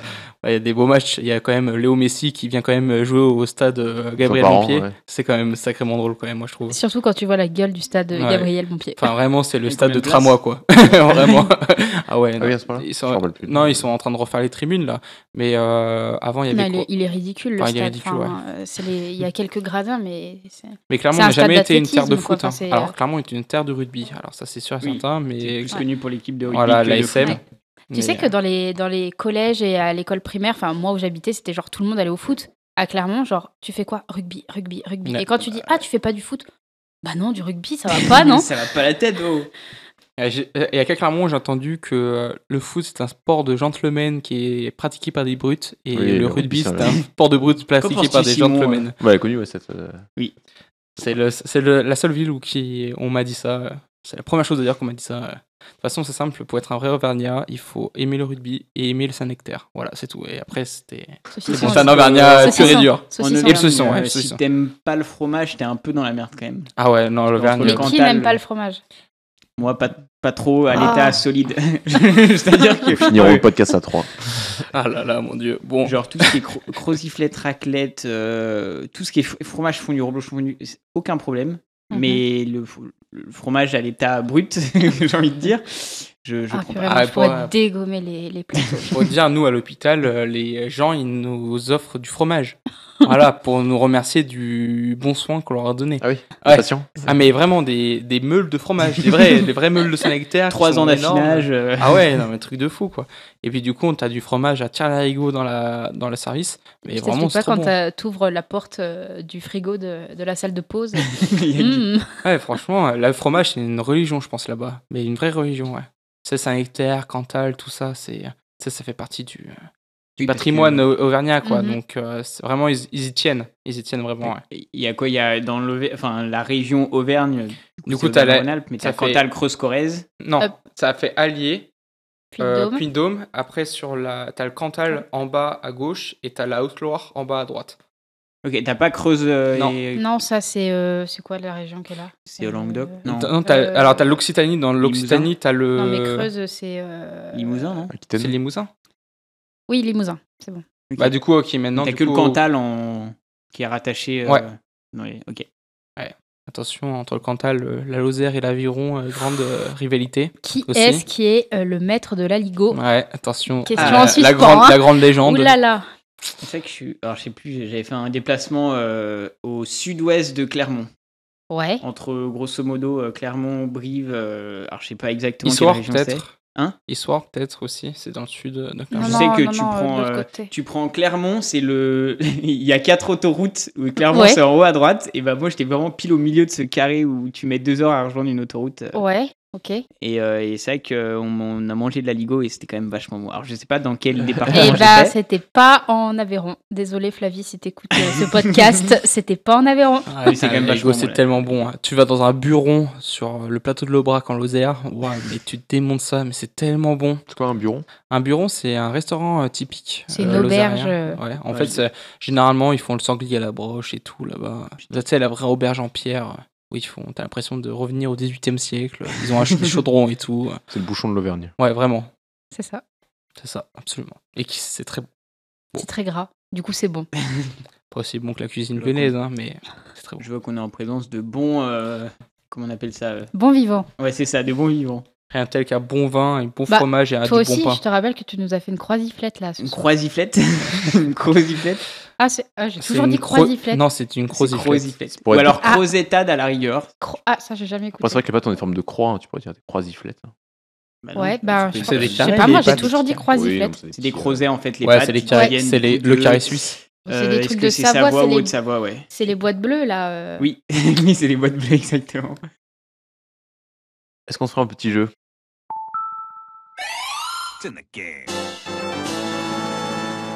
Alors, ça s'appelle le jeu de la complicité. Donc l'objectif, c'est de faire... Donc on est par duo, donc moi je suis avec Tanguy, vous êtes ensemble. D'accord. Le but c'est de faire deviner un mot à l'autre en passant par des références que seulement lui a. Donc par exemple, si je veux faire deviner Star Wars, comme vous pouvez aussi donner la réponse et votre but c'est de deviner avant Tanguy. Si je commence à dire c'est un truc qui se passe dans l'espace et tout, vous allez vite donner le nom. Alors que si par contre je dis à Tanguy, regarde à tel endroit de ma chambre que je sais que vous avez jamais vu et à tel endroit il y a un truc, il peut sortir le mot. Ok. Du coup il y a un peu de tout. Il peut y avoir des mots, des noms propres, je sais pas trop ce qui a été mis, du coup j'ai pas pu regarder. Nous, on connaît pas les mots, voilà. C'est qui les a mis du coup les mots? C'est Raphaël, le cousin de Thomas. Merci Raph. Le Paco. Et Raphaël Thomas, le cousin de Paco. C'est la fatigue. Du coup c'est un jeu qui est pour replacer, pour rendre à César ce qui est à César, qui est joué dans le podcast Un bon moment, pour lequel on s'est inspiré, voilà. Mais c'est vrai que c'est un bon jeu comme là on a 2 duos avec assez nos propres un peu références. Faut qu'on soit bon, Antoine. Ouais, t'inquiète. Ok. On va donner un peu de précision quand même. C'est une personne qui joue une personne française. Bon, je sais que ça donne un peu des indices aux deux autres. Alain Chabat. Non. Je dis pas non à chaque fois. Vous pouvez spammer, mais si vous donnez la bonne réponse, je vous dirai oui, mais je réagis pas que c'est pas ça. Paco n'aime pas cette personne. Elle déteste cette personne française. Cyril Hanouna. Qui joue dans des films assez connus. Et... Christian Clavier. Gilles Lelouch. Louis de Funès, Bourvil. Attends, il a dit une personne, pas forcément un homme. Tu vois ce que t'as fait hier avant le podcast de Clément? Oui. C'est le 6e. Il y a un truc, il s'est rangé. Il y en a 8. Si je dis pas de conneries. Et c'est le. Attends, j'arrive pas à compter. Il y en a 7 et c'est le 6e. Il y en a 7 et c'est le dernier. Ok. Et bah, ça, c'est son nom. Juste ça, c'est son nom. Omar Sy. Oui. Oh putain. Bon, c'était. Voilà. Et je sais pas si vous avez compris le truc. En fait, hier, il a joué au piano avant le podcast. Ok. Je lui ai fait deviner. Je savais plus combien il y avait de notes. Ça, j'étais en train de compter dans ma tête. Et du coup, je lui ai dit il y en a 6 ou 7. Dans une gamme, il y a 6 notes: do, ré, mi, fa, sol, la, si. Et du coup, j'ai dit c'est le dernier. Et du coup, c'était le prénom. Et du coup, c'était Merci. Mais du coup, voilà, c'est ce genre de truc qu'il faut demander. Tu vois. Est-ce que tu te rappelles du documentaire que tu as vu sur les différents paysages du monde? Et il y a un présentateur très connu. David Attarouf? Non, c'était... Frédéric Lopez. C'était un reportage où il décrivait notamment la Patagonie. Le truc sportif, là, comment il s'appelle? Et... McHorn? Non. Nelson Montfort? Non. Là, il faut que tu ailles très vite et que tu répondes plus vite qu'eux. Ah. Parce que là, si je te donne cet indice, ça peut les aider. J'ai pas la pression du tout. Vraiment zéro. Vraiment, pense à un documentaire que tu as regardé il y a pas très longtemps. Le présentateur, c'est pas quelqu'un qui vient du milieu journalistique. Et quand même, on se demande pourquoi c'est lui qui présente. Michel Simès. Et non, il est américain. Stanley? Non. Ah Jimmy Fallon. Non. Il a... Will Smith. Non, mais même couleur de peau. Ah oui. Morgan Freeman. Non, s'il te plaît, Antoine. Couleur de peau, oui. Là, si je te donne un autre indice, genre... Allez, Tanguy. Barack Obama. Putain. Yes. Antoine. Tu me dis... Je pouvais pas dire, c'est un président américain. Alors déjà, sur la Patagonie... Si, il faisait un reportage sur la Patagonie. Ouais, mais c'était pas mal ça, parce que si Antoine avait de la mémoire, nous, c'était quasi impossible qu'on trouve. Ouais. Tu vois. Désolé. Ah oui, du coup, oui, ça te... Alors, c'est quelque chose qu'on a abordé avec Paco dans le premier épisode. Oula, l'épisode date de 3 mois. Hein. Pas que je les aide non plus. Est-ce que tu sais, je sais pas si je t'ai déjà dit, l'année dernière, j'ai fait quelque chose très souvent avec mon petit frère pour l'aider. Ouais. Pour le bac. Ouais. Croquis? Je sais pas. Dans cette matière. Ah, ouais, j'ai pas trop la matière, mais ok. Maths? Ouais, vas-y, fais. Il y a un chapitre et on parle pas mal. Ok. Et c'est en rapport avec une question qu'on a posée à Paco. Les fractales? Les fractions? La fameuse question dont on a posé à Paco, que tu voulais lui poser à tout... Non. Réfléchissons, qu'est-ce qu'ils ont parlé dans le podcast de Paco? C'est vrai que vous l'avez écouté. Ouais, mais là... C'est compliqué, là. Et c'est un rapport... Et du coup, je dois trouver le truc dans la matière. Il a fait quoi comme étude, Paco? Est-ce que tu sais ce que fait comme étude ma sœur, Tanguy? Non. Putain.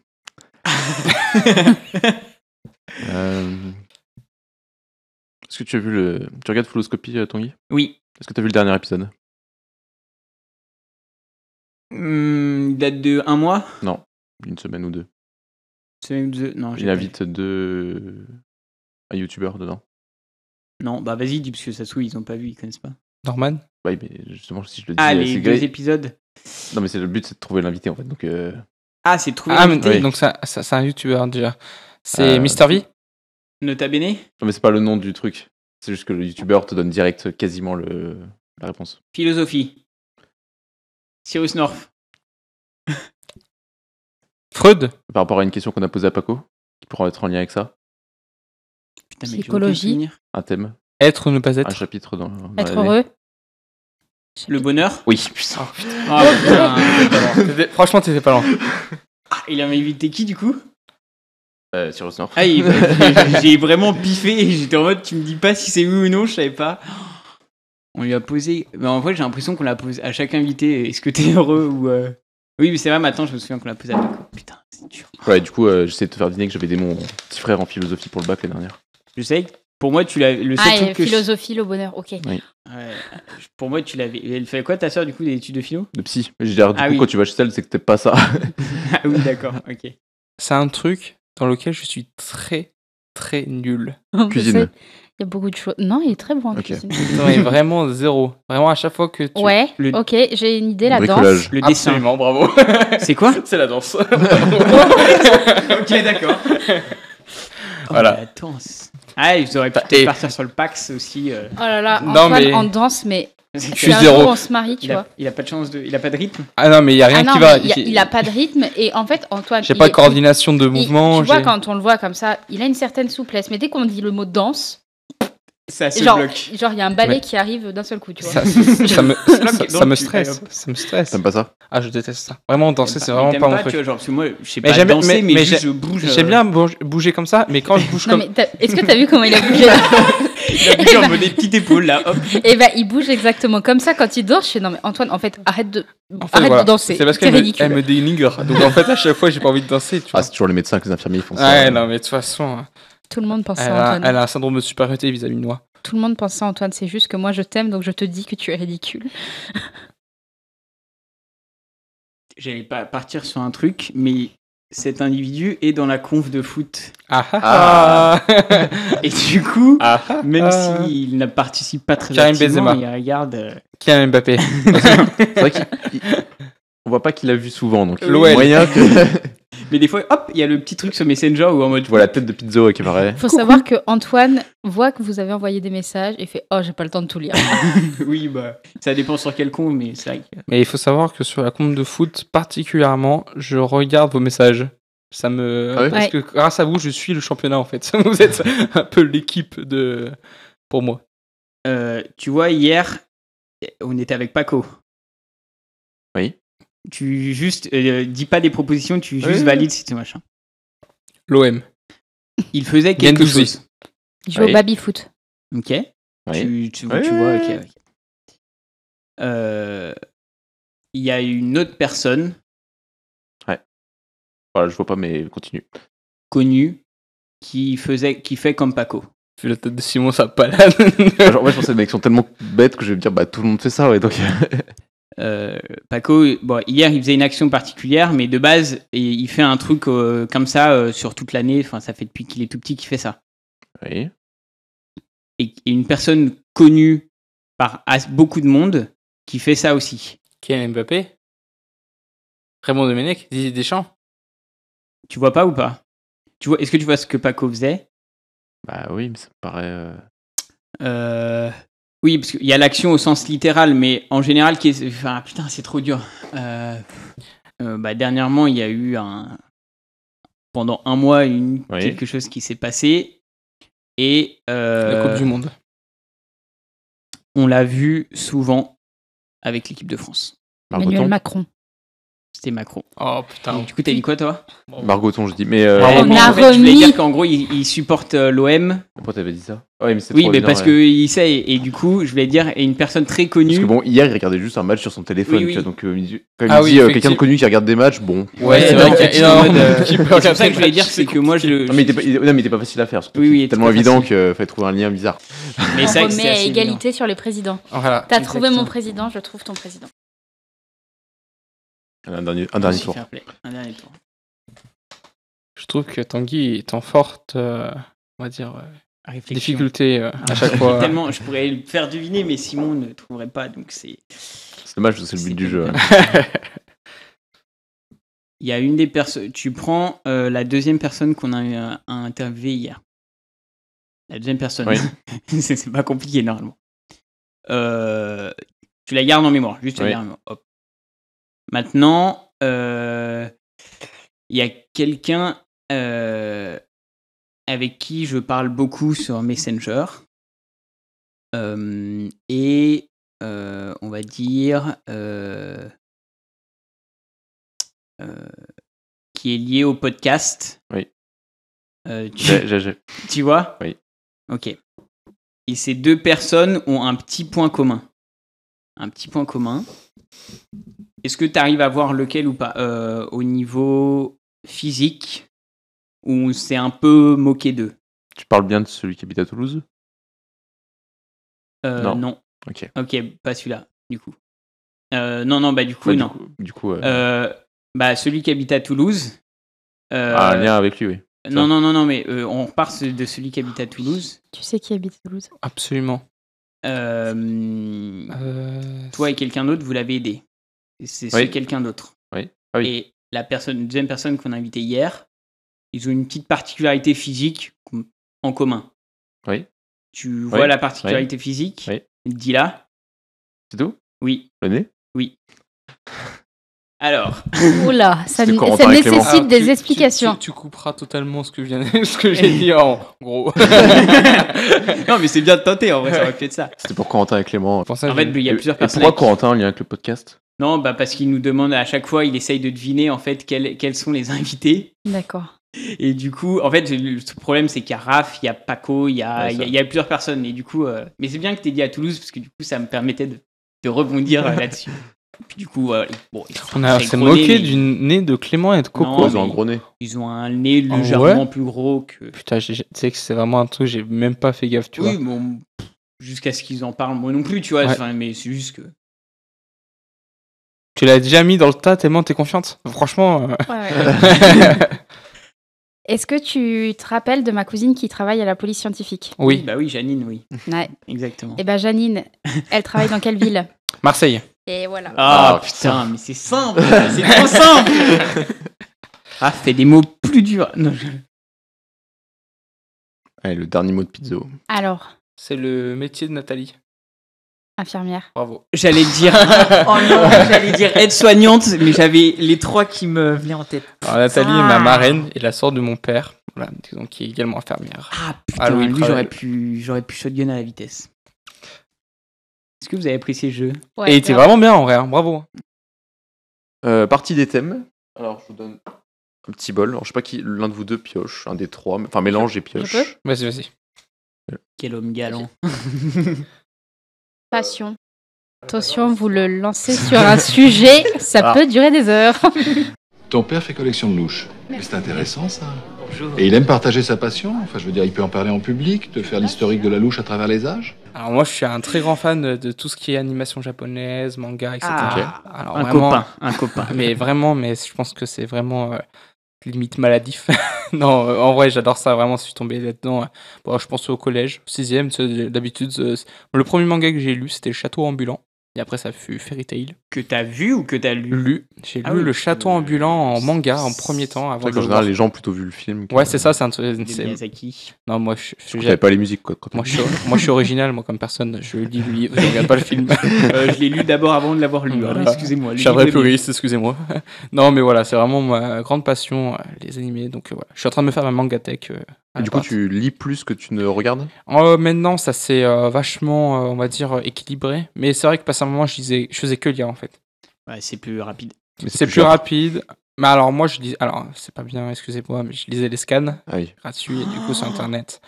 Il est en train de se rattraper, il achète tous les du mangas coup, en du- fait, du tous les monde. mangas que j'ai adorés et que. c'est vraiment, bien, c'est vrai. du coup, j'achète tout. Moi, Du je coup, comprends. Je fais à peu près pareil. Donc voilà, donc Sur d'ailleurs, merci les mangas que Tanguy. j'aime bien. Merci Tanguy pour les Shaman King, hein, parce que vraiment, c'était un vrai délice. Oui.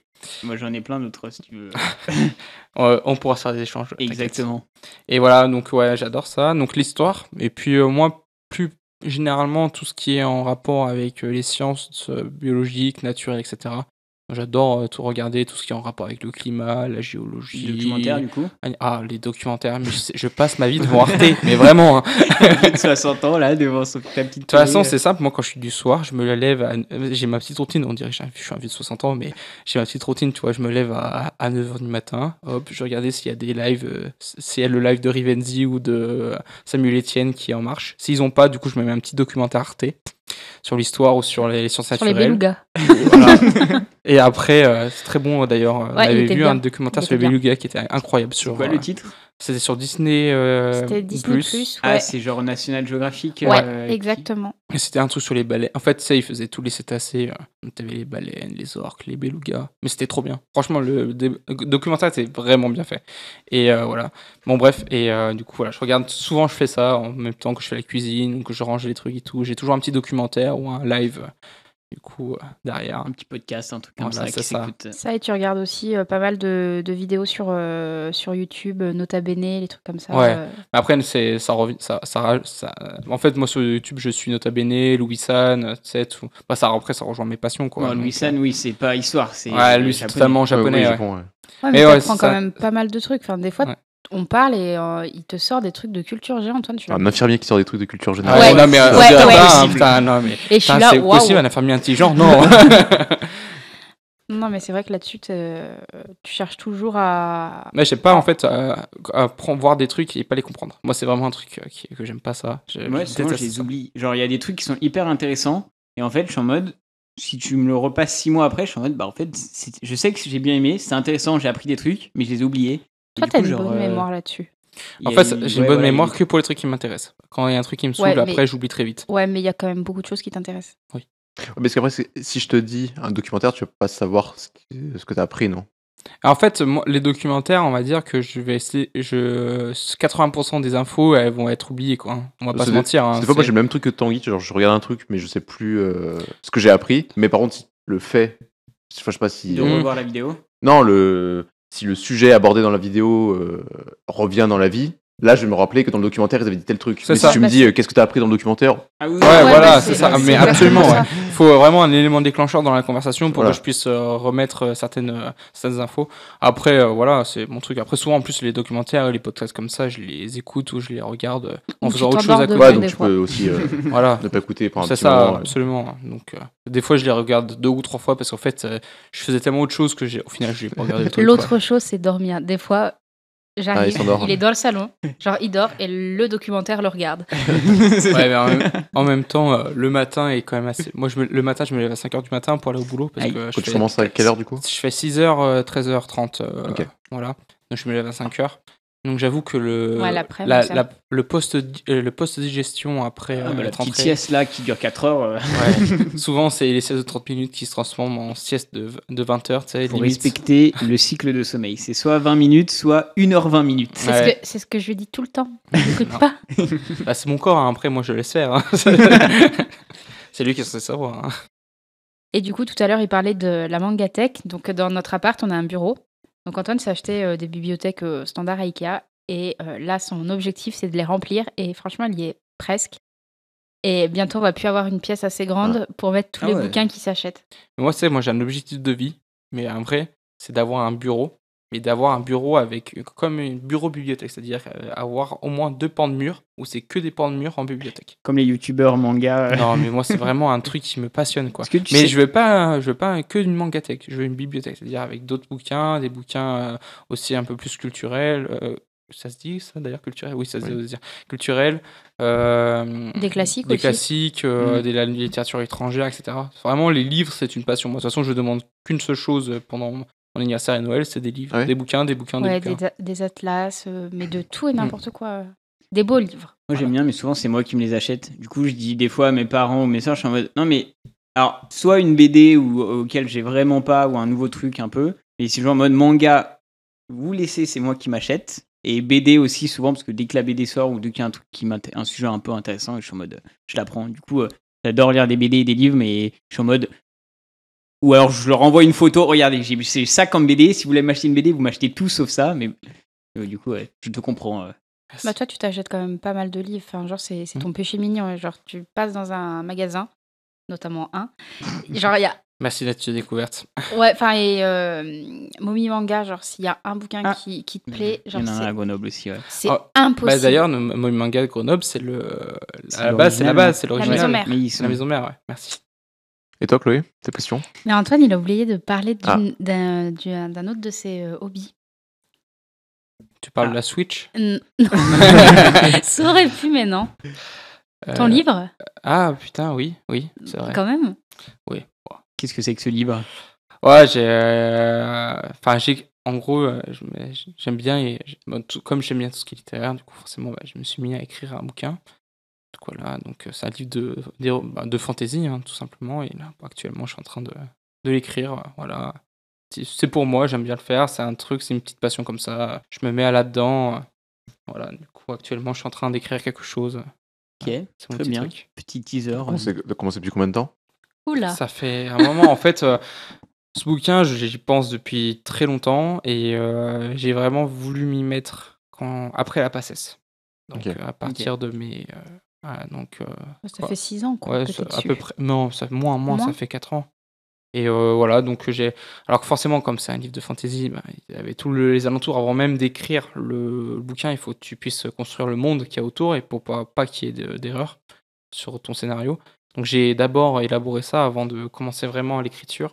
Et l'écriture, j'ai vraiment commencé, je dirais, il y a 2 ans.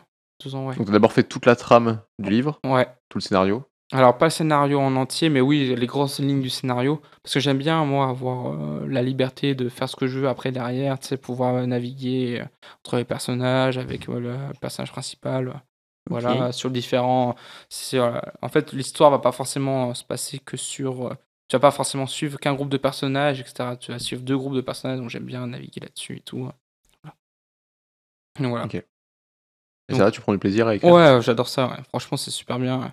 Alors, des fois, forcément, t'as pas l'inspi. Hein. Franchement, quand t'arrives devant ta feuille, t'es là. Le syndrome de la page blanche. Voilà, vraiment, mais le gros syndrome de la page blanche. Après, voilà, moi, je le fais surtout pour moi. Je le fais pas forcément pour l'éditer derrière, le publier. C'est pas du tout en projet pour ça. C'est fait pour que moi, je me fasse du plaisir. Un kiff, quoi. Voilà, c'est ça, absolument, ouais. C'est mon petit kiff, comme ça, voilà. C'est pour moi, c'est mon truc solo. Donc, un truc de fantasy bien sympa. Tu vois, typiquement, il y a tous les refs des mangas, de bouquins que j'ai lus.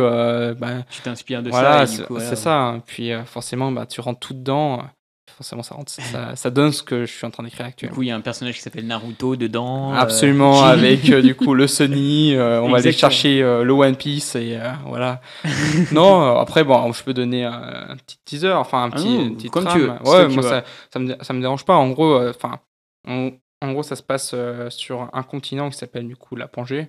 Et en fait, on suit une elfe qui s'appelle du coup Chelsea James, qui est une étudiante de l'armée historienne. Et en fait, elle va se retrouver en mission dans une base extérieure qui va se faire attaquer. Et elle va se faire recueillir par un des lieutenants d'un des mutants qui s'appelle du coup Paul. Et du coup, en fait, le but, ça va être de retourner dans son archipel. Voilà, et en gros, l'histoire va se tourner autour de ça. Voilà. Donc, sachant qu'en fait, au préalable, 700 ans auparavant, tu avais du coup 11 mutants qui ont détruit tous les habitants de la Pangée et qu'ils ont forcé à s'exiler sur une archipel. Donc, c'est comme ça en fait que la guerre a commencé, etc. Il y a un bon lore du coup. Ouais. Tu as pensé à beaucoup de trucs, quoi. C'est cool. En fait, j'ai pensé à peu près 12 000 ans d'histoire avant. Ça fait beaucoup. Ça fait un peu Non, beaucoup. mais c'est cool, au moins t'as pas de trou entre guillemets. Non, j'ai essayé de pas avoir de trou. Non, t'as monté clairement tout un monde. À la part, il a des petits calepins où dedans il y a des petits dessins, des petites notes c'est trop cool, ouais. de ces personnages, des différentes races, quels sont leurs critères physiques, un peu leur mentalité. Non, franchement, il y a tout un travail dessus et même il a créé du coup sa map avec les climats. Il a fait des recherches dans les atlas pour savoir quelle plante pousse sous quel climat, quelle plante a quelle vertu pour faire ci, pour faire ça. Si jamais dans un de ses personnages se blesse, tiens, on peut utiliser telle plante pour faire ci. Non, mais il y a vraiment un petit travail d'orfèvre derrière. Et il kiffe faire ça. Ouais. Et tu as pensé depuis quand, du coup, Ouais, cette histoire en vrai, depuis que j'ai 15-16 ans. Ok. Et après, j'en parlais déjà avec Dorian, qui était un de nos amis quand on était au lycée. Et parce que lui aussi écrivait un livre, je me rappelle à ce moment-là. Et en fait, du coup, on en parlait. Et moi, après, à force, tu vois, ça avait le temps de maturer dans mon esprit. Et ben voilà, ça arrivait comme ça, un peu.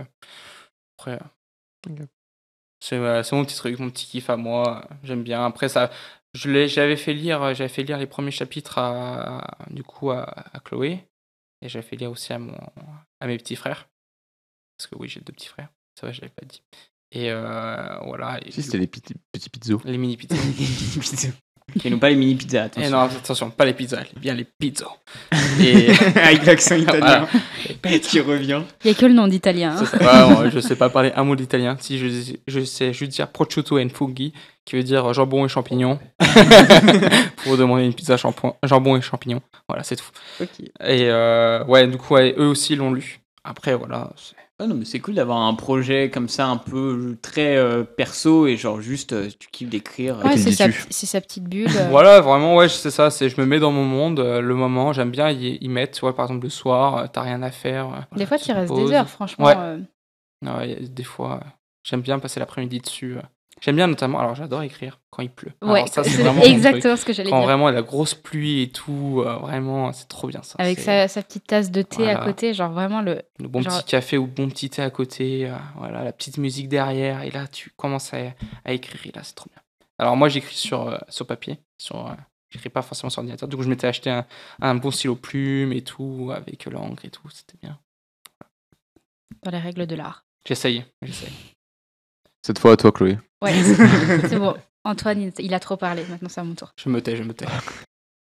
Moi, au niveau de mes passions, j'avoue qu'en fait, mes études me prennent beaucoup de temps. Donc, en fait, j'ai pas spécialement le temps de j'ai trouvé le mot. De me pencher là-dessus. Après, j'adore voyager. Et j'adorerais voyager. Plus, ouais. Ouais, vraiment. Découvrir les cultures, le musée, tout ça, c'est vraiment quelque chose qui me plaît énormément. Les paysages, je trouve que notre terre a des choses magnifiques et j'aimerais pouvoir tout voir. Je suis déjà partie au Népal, j'ai surkiffé. Oh, à Katmandou du coup. Katmandou et Pokhara.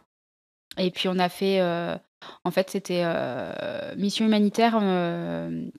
Il y avait une association dans ma fac qui en fait venait en aide à des enfants de 2 écoles au Népal. Et du coup, on a fait une mission humanitaire là-bas. Donc, on a été 3 semaines dans les villages où on était avec les enfants. Et en fait, on a décidé de faire une semaine en plus à nos frais pour profiter en fait du Népal. Sachant qu'on payait l'avion et tout ça, on s'est dit, allez, on fait une semaine de plus pour nous. Et donc, Vous avez fait des randos? On a fait des randos. On a été dans le sud du Népal, du coup à la frontière avec l'Inde, où il y a Lumbini, qui est en fait le lieu de naissance de Bouddha. Donc on a visité, on a été un peu plus à l'est, il y a une jungle. Donc on a fait un espèce de mini safari, pirogue. Je pense que c'était grave classe, c'était trop bien. Et après, on a visité Katmandou et les villages alentours. Et du coup, on habitait vers Pokhara. Et en fait, le samedi, c'est le jour férié là-bas, donc on ne pouvait pas être dans les écoles. Du coup, le samedi, on préparait nos activités pour la semaine, mais on a aussi profité de découvrir la ville. Franchement, c'était trop, trop bien. Et on était vraiment avec les habitants. Et c'était incroyable. Franchement, du coup, on est resté 1 mois. Et je pense que c'est une des plus belles expériences de ma vie. Et j'espère pouvoir en vivre d'autres comme ça. Et puis Antoine aime bien aussi voyager, du coup on s'entend très très bien sur ce pan-là. Absolument. Et du coup, pareil, dès qu'on a le temps et de la thune, on en profite pour voyager. On va pas forcément très très loin. On a été en Bavière. Déjà à l'extérieur de la France, c'est déjà pas mal. On a fait Bavière, Périgord, Amsterdam. Pendant le jour de la fête du roi, quand même. Ouais, c'était cool. Et Mont-Saint-Michel. Strasbourg aussi. Ouais, du coup, quand on a été en Bavière, comme c'est un petit peu loin, on y allait en voiture. Donc on a fait une halte, pas à Strasbourg, mais à Colmar.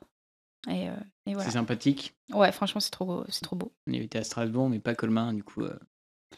Bah moi, avec mes parents, j'avais fait aussi, enfin on avait fait Strasbourg avec mes parents, mais c'était en plein marché de Noël. Enfin, on n'a rien pu Ah oui, profiter. ouais. Genre, c'était la marée, enfin un monde pas possible.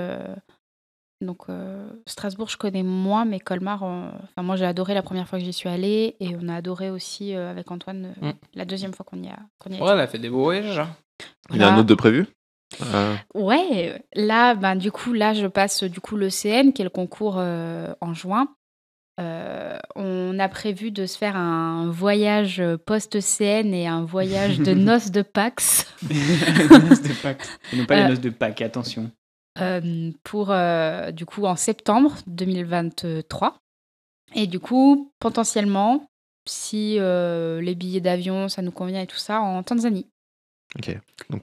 Voilà. Et... Ça peut-être oublié un voyage quand même. Ouais, mais j'allais y venir. Et là, en fait, ma sœur, elle part dans 3 jours en Finlande, en Finlande en Erasmus. Et donc, du coup, on va aller la voir une petite semaine en mars en Finlande. Voilà, donc 2 voyages de prévus pour cette année, et pour les années qui suivent, j'espère. C'est déjà pas mal. Finlande, Tanzanie, c'est quand même des beaux, belles destinations. Ouais. Et Tanzanie, c'est pour quel aspect le plus Tanzanie, il y a... pourquoi la Tanzanie en fait par rapport Pourquoi à la Tanzanie? Déjà, moi, j'avais des potes de la fac qui étaient partis en stage en Tanzanie. Et en fait, ils avaient posté des photos, et j'étais ouais, mais c'est trop beau. Déjà, le safari, genre le Kilimandjaro et tout ça, j'étais waouh. Et après, nous, on veut faire un voyage assez long qui nous dépayse. Mais qui dit voyage assez long dit aussi qu'il faut du budget. Et c'est vrai que la Tanzanie, sur ce coup-là, c'est plutôt intéressant parce que le coût de la vie est raisonnable. Donc, il y a plusieurs aspects qui font que potentiellement on irait là. Puis, c'est pas trop loin en avion. Donc, et puis, on peut faire du coup le safari, un peu des randos, etc. Et après, il y a Zanzibar qui est l'île... du coup à l'est de la Tanzanie, et là c'est plus farniente et tout, donc du coup ça pourra faire 2 ambiances. Voilà, 2 ambiances sur le voyage. Et ouais, le safari, je pense on va s'éclater quoi. Ouais, les photos et tout, en tout cas ça donnait vachement envie. Donc c'est vrai que si on pouvait faire ça, ça serait super quoi. Et puis de toute façon, même là pour partir en Finlande, normalement si j'ai bien compris, on devrait pouvoir aller voir la Laponie. Ouais. Donc Laponie, donc la région du Père Noël. Oui. Donc, qui est sur 4 pays, du coup. Du coup, là, ce sera la Finlande. Finlande. Du coup, il n'y a pas beaucoup de Père Noël en Tanzanie. Oui. Le village du Père Noël, je ne sais pas si je le prononce bien, mais c'est Rovaniemi. Et du coup, c'est sur le cercle arctique. Et du coup, peut-être qu'on ira là. On verra. Voir quelques petites aurores boréales. Ça serait peut-être je ne sais pas si en mars, on les voit. Je sais pas. On verra. Bon, déjà, on part en Finlande, c'est déjà pas mal. Ouais. On va pas demander trop non plus. Et après, en autre passion, pour de vrai, c'est un vrai syndrome de Stockholm, mais... La médecine ? Ouais. c'est mon pire cauchemar, mais c'est aussi ce qui me passionne le plus. Quand je sais pas quoi faire, je m'ennuie, je dis si je lisais pas mes bouquins, tu vois. Ah oui, d'accord. Non, mais il y a vraiment, il y a un véritable syndrome de Stockholm là-dessus. Quand tu t'ennuies, quand même, tu révises. Après, je dis ça, je dis rien. Voilà. Après, j'aime cuisiner, et puis avec Antoine, on est d'accord on aime tous les deux les reportages sur à peu près tous les sujets qui existent. Petite playlist de docu là à regarder pendant la semaine. Ouais, c'est clair. Et vraiment, mais Arte, on pense Arte. Vraiment, sur YouTube, c'est vraiment la meilleure chaîne YouTube. Ouais, il y a pas mal de bons reportages sur plein de trucs différents. Et puis moi, j'adore aussi le dessous des cartes. Alors ça, c'est vraiment le super reportage d'Arte. Le présentateur, il est mort, non ? Ouais, il n'y a pas longtemps. Ouais, le premier, ouais. Le tout premier, ouais. Mais là, c'est une nouvelle qui a pris... Ouais. Et du coup, c'est toujours aussi bien. Ouais. C'est très bien. C'est très, très bien. Continuez comme ça, le dessous des cartes. Vraiment. Et après, il y a Pokémon. Ça, c'est la cata pour moi. Antoine a acheté la Switch cet été. Donc, il a acheté 2 jeux, Mario Kart et Pokémon Arceus. Et je me suis noyée dedans. Je compte même pas combien d'heures de jeu j'ai fait dessus. T'aimais bien les Pokémon avant aussi ? Ouais, sur DS et tout. J'y passais vraiment des heures. Et en fait, même à l'école, j'avais les cartes Pokémon et tout. Mes copines, elles jouaient à papa-maman dans la cour de l'école. Moi, j'avais Oh, les cartes Pokémon, là, voilà. Ouais, c'est clair. Ma mère, elle était là, mais c'est pas possible, ça coûte une blinde et tout ça. Je m'en fous, je veux des cartes Pokémon. Achète-moi les cartes. Genre, on allait dans les brocantes les dimanches pour acheter des cartes Pokémon. Voilà. Donc, du coup, non, ça fait depuis toujours, j'ai beaucoup aimé ça. Et là, Pokémon Arceus, c'était vraiment trop cool. Bah là, les derniers, ils sont un peu différents parce qu'ils sont en mode ouvert, mais ça te saoule pas à chaque fois d'avoir un peu la même trame scénaristique j'ai cru que ça allait me saouler. Tu vois, quand j'ai recommencé sur Switch, je me suis dit, bon, ça va être encore un peu le même truc et tout ça. Mais en fait, Oui, sur Switch, c'est en monde ouvert, c'est un peu différent. ouais, c'est différent. Puis même, en fait, je replonge dedans. Oui, puis ça faisait longtemps que tu n'avais pas. Ouais, Voilà. ça faisait très longtemps que j'avais pas joué. C'est pas la même chose que si tu les achètes à chaque fois qu'ils s'en sortent. Hein. Ouais, Oui, bah voilà. là, oui, du coup, il Antoine voulait en racheter un, je lui ai interdit. Parce que je dois bosser et s'il achète un Pokémon, là, c'est terminé. Et C'était la blacklist de Noël, ça. C'était. Mais la vraie blacklist. Mais je lui ai quand même acheté un Pokédex quand même, hein, parce qu'il faut pas déconner quand même. il m'a acheté un livre Pokémon avec tout, enfin un Pokédex. Et tout ça pour me rappeler qu'en fait, je peux pas jouer à Pokémon. Genre, C'était pas aussi vicieux, mais toi, tu Ouais, l'as pris ouais, du c'est ça. point de vue vicieux quand même. Hein. Après, Donc voilà. Donc il a acheté la Switch cet été et j'ai joué plus à la Switch. Enfin, tout l'été, genre la Switch, j'avais Shotgun. Je pouvais pas jouer. C'est ma Switch. Ah non, mais le pire, c'est que moi, pendant 2 mois, je l'ai pas touché la Switch. C'est moi quand même qui l'ai acheté, quand même, Mario elle est à Kart moi. Non, Pokémon. Voilà, vraiment, je pouvais pas y toucher. On a joué un peu à Mario Kart au début, puis après j'ai testé Pokémon et là je l'ai plus lâché. Ah, là, c'était fini. Là. Est-ce que tu fais la chasse au shiny ou tu t'en fous? Bah, quand au mois de septembre, j'avais fini la trame principale, les missions secondaires, et là j'étais sur en mode chercher les shiny. Qui sont les Pokémon avec juste une couleur différente, t'as une chance sur 25 de C'est tomber ça. dessus, quoi, en Et gros. j'en ai quand même trouvé une quinzaine. Pas mal. Mais au prix de nombreuses heures devant la Switch. Et là, je me suis dit, non, c'est bon, Chloé, t'as fini la mission principale, cherche pas les shiny, sinon tu vas perdre des heures et t'as pas que ça. Et ben on t'a offert un cadeau, là, juste derrière, il y a une Switch avec Pokémon. Non, je ne touche plus, je regarde même plus la Switch, là. Elle n'existe plus. Est-ce que vous avez eu un conseil ou une remarque qui vous a marqué un peu dans votre vie? Que vous retenez et que vous appliquez. Alors, moi, il y a une phrase que je retiens toujours. C'est alors ça vient de One Piece. Alors, vous allez dire, Ça marche aussi, ça marche. La source. La source vraiment furieux, mais en fait c'est pendant l'arc l'arc avec l'arc de Drum. Et en fait avec le docteur Enklouk, Oui. quand il se fait avant d'exploser en fait, donc c'était un docteur qui était malade et déjà de base, il avait ingéré un champignon vénéneux et juste avant de mourir, en gros, il a décidé d'aller se suicider devant le château du roi qui était un tyran. Et en fait, il a dit cette phrase, il a dit les gens meurent réellement que quand toutes les personnes qui étaient sur Terre les ont oubliés. Il dit, la phrase veut dire ça en gros. C'est sûrement pas la phrase exacte, mais voilà. Et en fait, je sais pas, ça m'a trop. En fait, c'est un peu ce qui m'aide, tu vois, au boulot, par exemple. Moi, je suis souvent confronté à la mort. Enfin, je suis dans un service où il y a quand même plus de 40% de mes patients qui décèdent dans le service. Parce que voilà. Combien de pourcents t'as dit? 40%. C'est énorme. C'est pas mal quand même. Bah, en fait, en réanimation, c'est toujours le problème, c'est que c'est des patients qui sont censés mourir et qu'on les sauve en fait de ça. Et que sans nous, ils seraient morts. C'est ce que je me dis. Bon, vous avez sauvé 60% des personnes alors. Voilà. Donc, et en fait, voilà, moi je trouve que c'est important parce qu'on voit énormément de jeunes, tu vois, notamment des jeunes de 18, 16, 20 ans, 25 ans. Les accidents de la vie, quoi, malheureusement, ça arrive, accident de la route, et hop, tu meurs du jour au lendemain comme ça, t'as rien demandé à personne.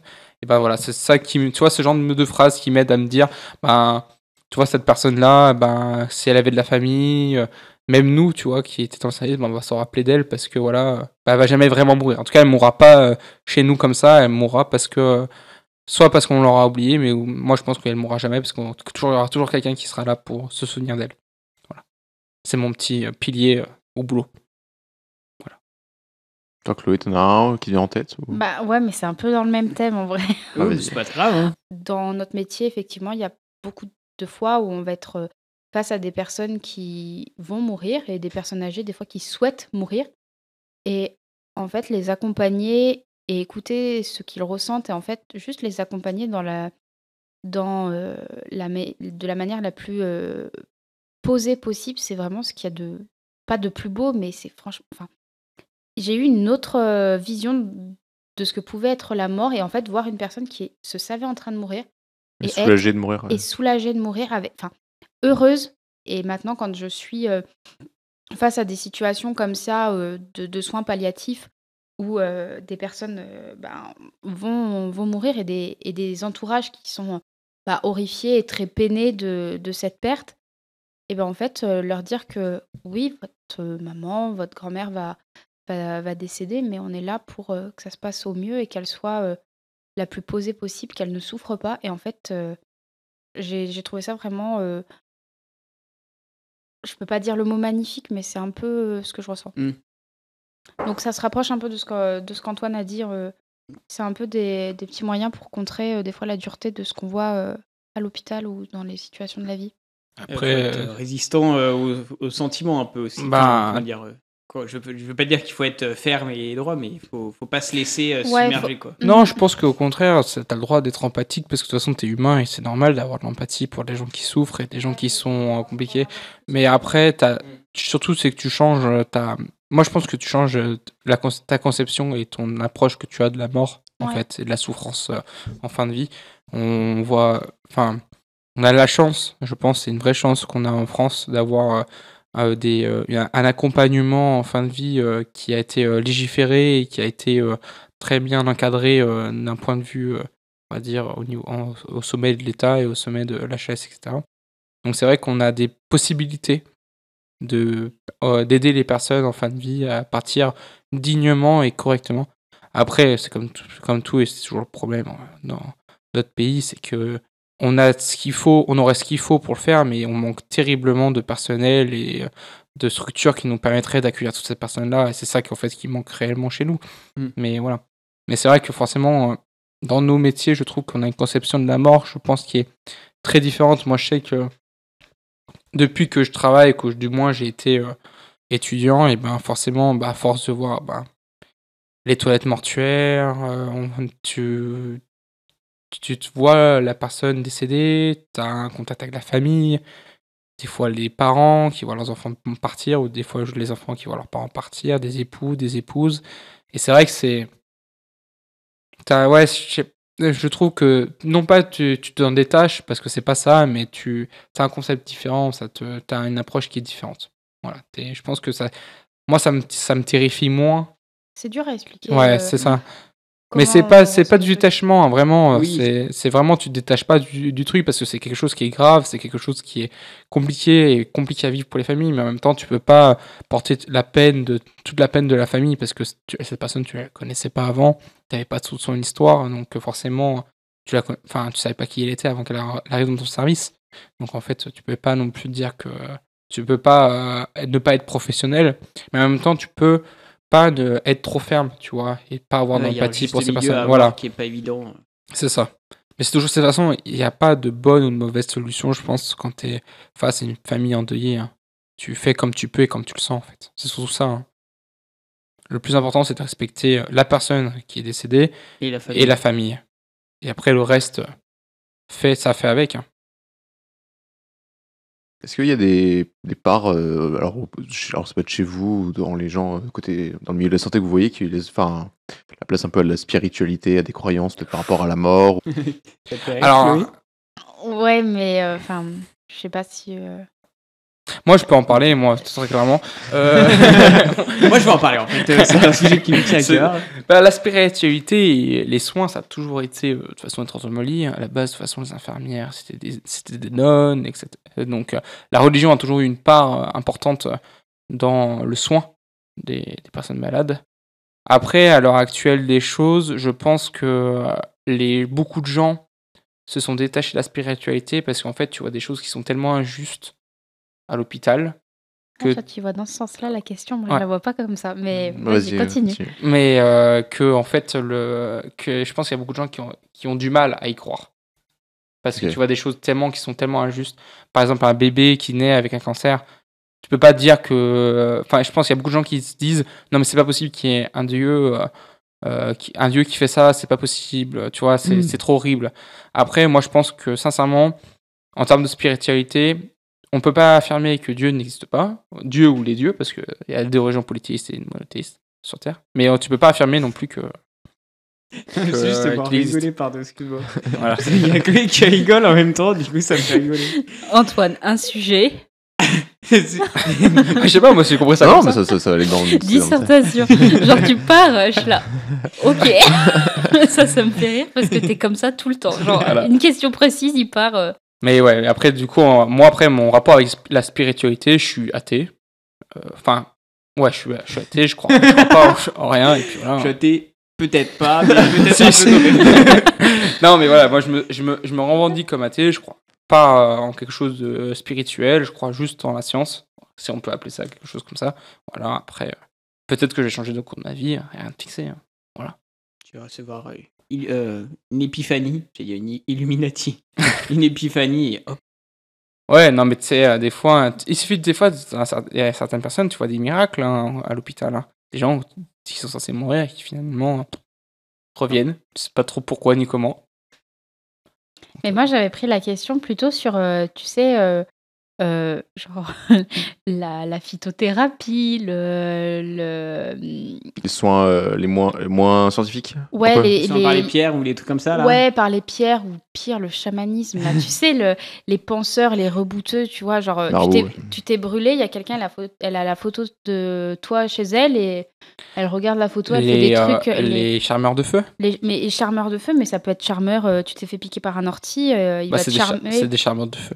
Bah, ça moi, c'est un enlève truc, la ça douleur. me... Et les personnes qui ont des aptitudes pour spirituelles, c'est ça ouais. Ouais, mais tu sais, c'est même pas, ils manipulent même pas la personne, tu vois, genre, ils sont là, ils te regardent et ils ont des trucs. Après, c'est du placebo, hein. Mais voilà, c'est du placebo, c'est-à-dire qu'en fait, c'est dans ta tête. Tu te dis, ah, il y a quelqu'un qui s'occupe de moi, j'ai plus mal.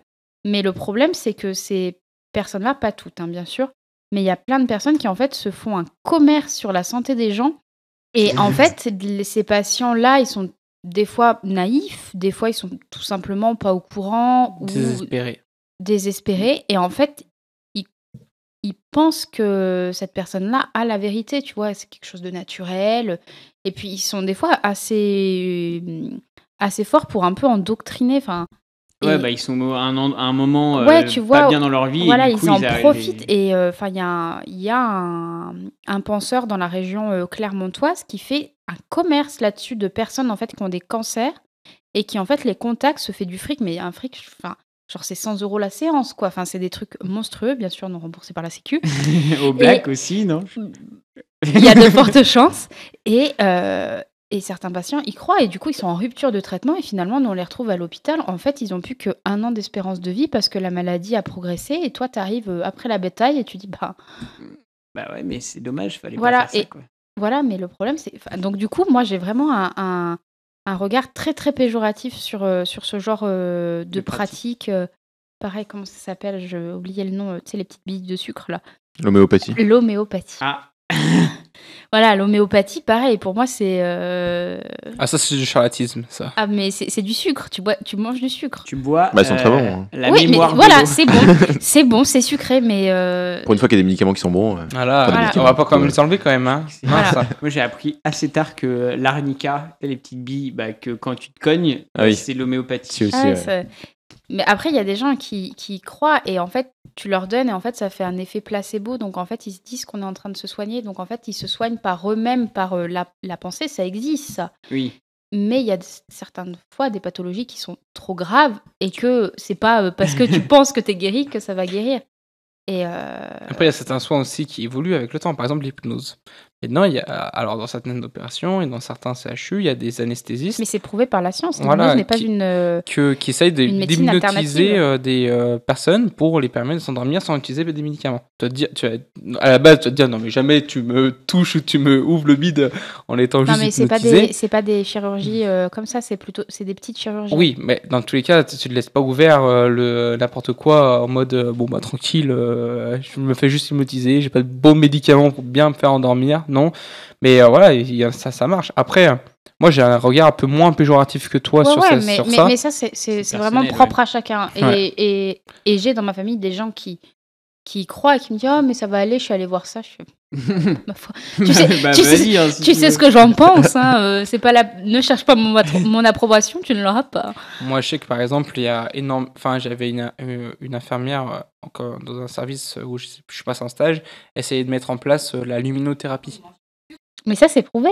C'est pas des thérapies alternatives. Bah, ça reste des thérapies alternatives, c'est pas Oui, mais prouvé c'est mais c'est scientifiquement si, c'est pour le cancer et tout. Allez, vous débattez, on laisse le micro ouvert. Bien sûr que si. C'est connu que le soleil a un effet important sur l'humeur et tout ça. Et en fait, c'est de là que ça découle. C'est prouvé. Par contre, manger du sucre, ça n'a jamais prouvé que ça. Sur l'humeur, ça joue beaucoup aussi. Ouais, mais ça. Ça donne Tu une fais une fiction. chute du pic d'insuline avec une grosse sieste. Enfin, voilà. Très bien. On n'a pas forcément le même avis. Non, là-dessus. Ce soir, ça va être gros débat avant d'aller au lit. Que Je ça t'ai va dit être- que l'homéopathie, ça marchait, ok, en 2005, je me suis soigné avec ses perles en sucre. L'homéopathie, c'est vraiment de la mouise. Franchement, les gens, ils mettent des sous dans. En vrai, si ça marche. Avant, en c'était tant que remboursé. Hein. Donc, tu ne mettais pas trop de sous non plus. Voilà. C'était. Mais maintenant, Oui, ça l'est plus. Maintenant, ça l'est plus. Maintenant, c'est peu remboursé. Si ça marche en tant que placebo, tant mieux. Hein. Mais bon, Mais il n'y a pas tout. Que ce soit des petits trucs, quoi. voilà. Bah, c'est bien de faire de l'homéopathie pour un petit bobo, tu vois, chez un enfant, tu vois.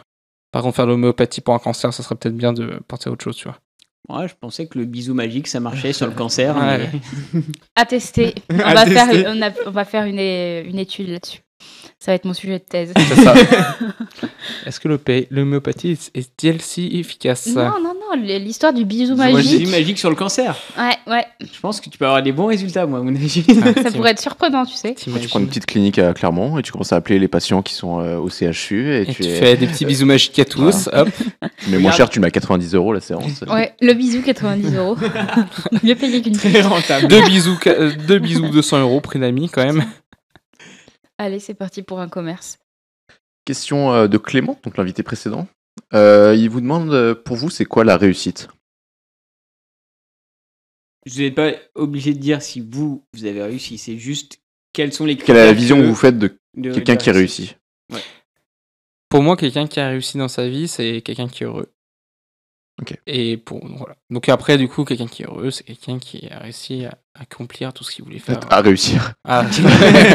Non, mais comment dire, c'est un peu un cercle bénéfique. C'est-à-dire que moi, personnellement, typiquement, moi, je suis heureux parce que voilà, j'ai un métier qui me plaît, j'ai assez d'argent pour pouvoir vivre pour pouvoir faire mes passions comme je le veux et comme je l'entends. Voilà, je suis avec ma copine, enfin. Ma paxée, pardon. C'est pas un copine, ok, c'est plus que ça. C'est plus que ça. Voilà, enfin. Du coup, toi, sans remettre en cause le truc, hein, toi, si à la fin de ta vie, t'as toujours été heureux à peu près, c'est que t'as réussi ta vie. Voilà. J'ai pas besoin de. En fait, je pense qu'il y a certaines personnes qui, par exemple, qui échecent, il y a certaines personnes qui ont besoin d'accomplir de grands exploits, tu vois, pour être vraiment Un peu ambitieux. Ouais. Ah, voilà. Moi, je suis pas à ce point ambitieux. Moi, je suis plutôt quelqu'un qui aime bien rester, je pense, à l'essentiel, c'est-à-dire. Je mange bien, je suis bien logé, je fais ce que j'aime, et voilà. Ça me va très bien. Pas besoin de plus. Et là-dessus, on est assez complémentaires parce que, pareil, pour moi, je pense que j'aurais réussi ma vie si tout simplement je suis heureuse dans ce que je fais, si je suis bien dans mes baskets. Et j'ai ma définition de ce que je pense être le bonheur pour moi-même. Après, on a tous une vision différente et moi, pour le coup, je suis un peu classique. Hein.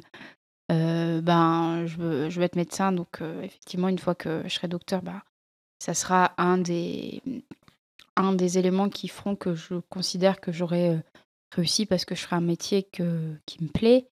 Je suis avec Antoine, j'espère qu'on aura l'occasion de fonder une famille, d'avoir une maison, de monter des projets. Et c'est l'ensemble qui fait que je pense que c'est ça qui fait que j'aurais réussi ma vie. Mais il n'y a pas vraiment d'autres choses, d'exploits particuliers. Après, je serais très fière de moi quand j'aurai terminé mes études. Ça, c'est un fait. Mais je pense que j'aurais pu être heureuse et avoir réussi autrement. Ouais. Après, je pense que réussir, c'est intrinsèquement lié au bonheur, tu vois. Je pense que tu peux pas réussir en étant malheureux. C'est pas possible. En tout cas, toi, dans ton propre intérieur, peut-être les gens d'extérieur vont dire: ah ouais, t'as réussi, je sais pas, t'as eu un super métier, t'as fait un super truc pour l'humanité, etc. Mais si toi, dans ta tête, tu te dis pas ouais, je suis heureux d'avoir fait ça, en fait, t'as pas réussi, quoi. Non, moi c'est la thune, juste avoir plus de la thune, genre tous les matins. En fait c'était ça la vraie réponse, mais on se disait que c'était pas trop. Oui, on sait pourquoi vous êtes médecin. Je vais pour la thune. Je vais faire du bif. Et pourquoi Antoine il est avec moi? Pour la même raison. Il a arrêté grosse médecine, michto, du coup il s'est dit putain, je veux avoir de la thune. À ton avis, avec son salaire, je vais pouvoir m'acheter autant de mangas que je veux. Voilà, c'est juste uniquement pour ça que je suis avec elle. Des petites étagères Billy de Ikea. Voilà, nickel, parfait. Voilà, je vais pouvoir les remplir comme ça. Et du coup, dernière partie, donc c'est sur les 5 sens. Car de bouche à oreille, j'entends dire aujourd'hui que l'éveil des 5 sens a de beaux jours devant lui. Le son le plus relaxant. Ah, l'ASMR. Oh putain, c'est vraiment un truc, Le bruit de la pluie. Oui, la pluie. Ça peut être les deux, tu peux faire l'ASMR avec un bruit de pluie. Et en plus. Ouais, mais moi, c'est par vraiment contre, que je de la n'aime pas pluie. l'ASMR des bruits de bouche. Je trouve ça hyper désagréable. Genre les- Mais par contre, ce qu'ils appellent le tapping, genre. Oui, le fait de taper le micro. Ça me. Genre, je m'endors devant. Ouais, la J'adore pluie. ça. Ouais, vraiment, le son de la pluie, c'est vraiment. Il n'y a rien qui peut plus me relaxer que ça. Une petite pluie douce, là, comme ça, du printemps. Clément dit pareil. Le son le plus désagréable. Tu sais, quand tu ouvres un cadeau et qu'il y a du polystyrène dedans, et Ouais. tu sais que ça grince. Ah oui, quand tu sors le polystyrène du carton. Ah ouais, ça, horrible. Genre, ça me fout les poils. Ça, je déteste. Un acouphène. Ah, t'en as Ah, le déjà eu bruit d'acouphène, du coup. Ouais. Plus que le. Ouais, après un gros. Après une grosse cuite. Après, ouais, franchement, là, ouais, ça fait très. Après une grosse cuite. Après, le son, tu sais, après, t'as eu beaucoup de sons et. Ah, la musique, la fin de. Et après, à la fin, tu vas te coucher. Si Larsen, là, ouais. T'entends que ça, en fait, dans ta tête, et ça t'enveloppe tout le cerveau, vraiment, t'entends que ça, t'es obnubilé par ça. Étant, c'est horrible. Malentendant, je n'ai pas ce problème-là. Je ne connais pas les acouphènes. Ta Madeleine de Proust culinaire. Plat qui te rappelle ton enfance. Je sais ce qu'est une Madeleine de Proust. Oui, mais quand je le dis pas, les gens disent ah, donc le plat que j'aime le mieux. Non, c'est pas ça la question. Je pense que c'est les cigarettes en chocolat. Je sais pas si vous connaissez. Oui. Eh ben voilà, ça. Feuilleté avec un truc chocolat ouais. dans un pot. Dans une boîte de clopes. Enfin, c'était emballé comme des. Ah oui. C'était vraiment c'était dans un paquet de cigarettes. Et genre, en fait, il y avait un petit papier autour et tu fumais ça. En fait, c'était du chocolat. Mon grand-père nous achetait ça tout le temps avec ma sœur quand on allait. C'était. Des paquets de clopes. Ça s'appelait Codec à l'époque. Donc, c'était les anciens Super U. Et genre, à chaque fois qu'on allait faire les courses, ils nous achetaient ces cigarettes en chocolat. Et ça, T'as c'est. quel âge en fait? T'as 30 ans là? Parce que moi, je me souviens pas des anciens noms de Super U. C'est parce qu'en fait, mes grands-parents appellent toujours ce magasin Codec. Ah, tu vois, genre, ils ok. ont pas C'est évolué. comme Carrefour, on t'a jamais dit que c'était un champion. Oui, mais moi je me souviens champion. C'est Oui. plus récent. Ça, et sinon, il y a les Sensio de mon papy. Les Sensio. C'est des espèces de crêpes hyper grasses et beurrées avec dedans des cerises. Ok. Et ça s'appelle des Sensio. Je pense que c'est pas le vrai nom. Je pense que c'est le nom patois. Mais ouais, je pense que c'est ces deux trucs-là qui. Ça me rappelle mon papy. Moi, c'est le tiramisu de ma mère. Vraiment. Ah, mais quand même des racines un peu italiennes alors. Ah ouais, mais là, ouais, ma mère est mais totalement ta mère est pas française. italienne, ok. Ouais. Ma mère est totalement française. C'est du côté de mon père qui sont italiens. Mais ouais, elle fait un tiramisu. Je pense que je n'ai jamais encore mangé d'aussi Meilleur. bon. J'avoue, il est super bon. Ouais. Franchement, je pense que c'est Au le café, meilleur. Du coup. Ah ouais, Oui. un tiramisu au café. Les Oui, tiramisu mais ça à la pourrait être framboise. J'aime Ça, bien à la c'est framboise, moi. ça, c'est pas des tiramisu à la framboise. Ça, c'est des tiramisu avec. Ça, c'est des gâteaux à la crème avec à la framboise avec des biscuits à la cuillère. Voilà, c'est tout. C'est pas un tiramisu. Puriste du tiramisu. Hein. Je vois ça. Mais mon tiramisu a été adoubé et validé par Pizzo. Donc écoute, moi j'en. Il était bon. C'est juste bon. C'est déjà pas mal. Franchement, c'est déjà un grand honneur hein, parce qu'il est très difficile en tiramisu. Ouais. Ça, c'est vraiment le seul truc où vraiment j'ai vraiment du mal. Tu vois, j'en prends jamais au restaurant parce que je suis toujours déçu. En tout cas, moi je valide les cigarettes au chocolat. Ma boss elle nous achète ça à la machine à café. C'est Ouais, non, mais c'est plaisir, sympa. très bon. Sinon, t'avais les boules de mammouth aussi qui étaient vraiment sympas. Ah, c'est les bonbons couilles, blancs. ouais, là, les ouais. bonbons, les- Tu t'en mettais à Ouais, chaque fois. t'en mettais partout, mais c'était si bon. Mais c'est quoi? T'as- Je connais tu connais pas ça. Tu connais pas les boules de mammouth? Faites voir une photo, je Oh connais là pas là, du les tout. boules de mammouth. Ça, tout le monde en France, les C'était boules un de bonbon mammouth. que tu suçais qui faisait la taille de une couille. Enfin non, de Qui tenait dans ta main, en gros. Ça Ouais. faisait la taille d'un pont, hein. Vraiment. C'est un D'un truc. poids, t'avais ça même Bah, dans quand ta t'étais bouche. petit, tu mettais pas dans ta bouche, tu Ah. léchais le truc comme ça. D'accord. C'est très apprendre vraiment qu'au premier degré. J'avais et- vu Et ça. en fait, à l'intérieur, t'avais un petit. Le noyau. T'avais c'est un chewing-gum. chocolat ou un chewing-gum, ouais, un chewing-gum. C'était un chewing-gum à la fin. Bah, moi, je connais pas les boules, j'étais que à la cigarette. Mais moi. tu sais, les boules de mamou, ça te durait 4 jours, 4-5 oui, jours, c'est un truc de fou. Ah, super, donc tu léchais, tu Oui, mettais oui, sur ah ta ouais, tête, non, et mais ça fait un truc de le fou. lendemain, Ah, non, tu c'était léchais. pire truc. D'accord. Ouais, c'était. Hyper. Ah, c'est comme ça que hygiénique. c'est comme ça que maintenant, bah, je suis affecté par rien, vraiment. D'accord. Bah, Voilà, parce que ça traînait partout et que, les voilà. mouches avaient le temps de lécher en même temps. Super. Quel plat, aliment ou boisson que les gens raffolent mais que vous ne pouvez pas avaler? Réponds à ma place. Je pense que tu sais. Proximité. Jeu de la complicité. Quel plat, quel aliment je ne peux pas manger alors que tout le monde aura Ah oui, les poivrons. Oh, ah ouais. Ok, ouais, ça Ah va. non, mais c'est-à-dire que tous les plats, donc chez Con Carne, tu sais, tous les plats à base de poivrons, c'est mort, elle est allergique. Donc, Ah oui. Ah oui, c'est bah, en plus, Ouais, c'est que- Voilà, non, mais c'est que vraiment, genre, c'est enfin, pas tu vois, il y possible. a quelqu'un qui fait des poivrons, genre je suis dans une autre pièce, je le sens et Hop, œdème. Oh. Tu non, gonfles non, et hop, non, mais direction les urgences. ça me dégoûte, ça me donne la nausée. Alors Ok. que dans le fond, j'adore les légumes et je pense que genre j'aurais pas été allergique, j'aurais adoré ça. Alors moi, c'est compliqué parce que j'aime à peu près tout, Ouais, donc ça va être très compliqué. En boisson, non plus. Ouais, même les boissons, je suis vraiment pas compliqué. j'essaye de réfléchir à un truc. Le céleri. Oui, mais le céleri. Oui, mais Personne personne n'aime n'aime ça, personne personne n'aime n'aime ça. le céleri. Oh, le céleri rémoulade. Alors, le céleri cuit, je suis d'accord que c'est un goût très On fort. va dire que un plat que j'aime moins, mais que je vais quand même pouvoir manger, c'est le taboulé. Personne Le taboulé, n'aime le j'ai- taboulé. Mais si Si, Oh. si, c'est bon. Oh non, il y a du poivron. Ah, est-ce que... Bah, À la théoriquement, base, oui. ouais, Ah le vrai oui, taboulé, oui. il y a du poivron, ouais. Après, il y a la question, il y a le taboulé, puis après, il y a le taboulé avec raisins secs ou le taboulé sans raisins secs. Le nombre de gens qui aiment pas les raisins secs dans le taboulé, c'est... Honnêtement, je pense que Si, ça fait le débat. pain d'épices. T'aimes pas J'aime pas le pain d'épices, alors que tout le monde adore ça. Ouais. Moi, je n'aime pas les bretzels. Oui, bon, allez, vas-y, on fait tout ce que vous aimez pas. Let's go. Allez, hop, on Par contre, les bretzels, c'est vraiment on bon. sera là encore dans 3 Bretzel, heures. je suis d'accord, c'est spécial. Ouais, moi, il y a un petit arrière-goût qui me. T'es sucré, salé, bizarre. Quelle chose pourriez-vous regarder des heures? Antoine. Ouh Quel beau. C'est Prends d'amour. mes poissons dans l'aquarium. C'est la cinquième personne qui le dit. non, en vrai, Attends, c'était pas la blague. je viens très clairement de répondre C'était Antoine. pas la blague. Il a même pas répondu Chloé, il a répondu des poissons. C'était pour la blague. Ouais, Effectivement, j'allais dire Chloé. Ouais, c'est la blague. Une petite goutte de sueur. Elle aurait pas dit ça, t'aurais dit les poissons. Non, en vrai, c'est vraiment. Je vais. Alors, effectivement, Chloé, mais. Ça attrape en mode. Chloé, Une branche. Non, mais Chloé posée et de. Dans l'eau avec un poisson. Mais surtout derrière le poisson. Genre, moi, c'est le poisson que je vais voir d'abord. Posée aux abords, tu vois, d'une petite colline là. Et on a vu au loin sur une plaine. Et etc. c'est surtout la colline et la plaine qui sont intéressants. Absolument. Ah putain. La chose la plus malaisante à regarder. Antoine. La plus malaisante à regarder. Qui te met... Alors, malaisante, ça peut être qui te mette pas bien, tu vois. Genre, en mode, t'es. Oh, c'est. Tu peux pas regarder quoi. Mon nombril. Le plus malaisant. Mais juste le tien, les autres ça va. Ah oui, j'ai un dégoût du mien. Et ben, en vrai, des gens qui se roulent des grosses pelles dans la rue, c'est très malaisant. Vraiment, ne faites pas ça. Vous agressez mes yeux. Voilà. Et du coup, j'ai posé la même question parce que quelqu'un a déjà répondu ça. Si c'est dans une soirée, un truc comme ça te gêne pas?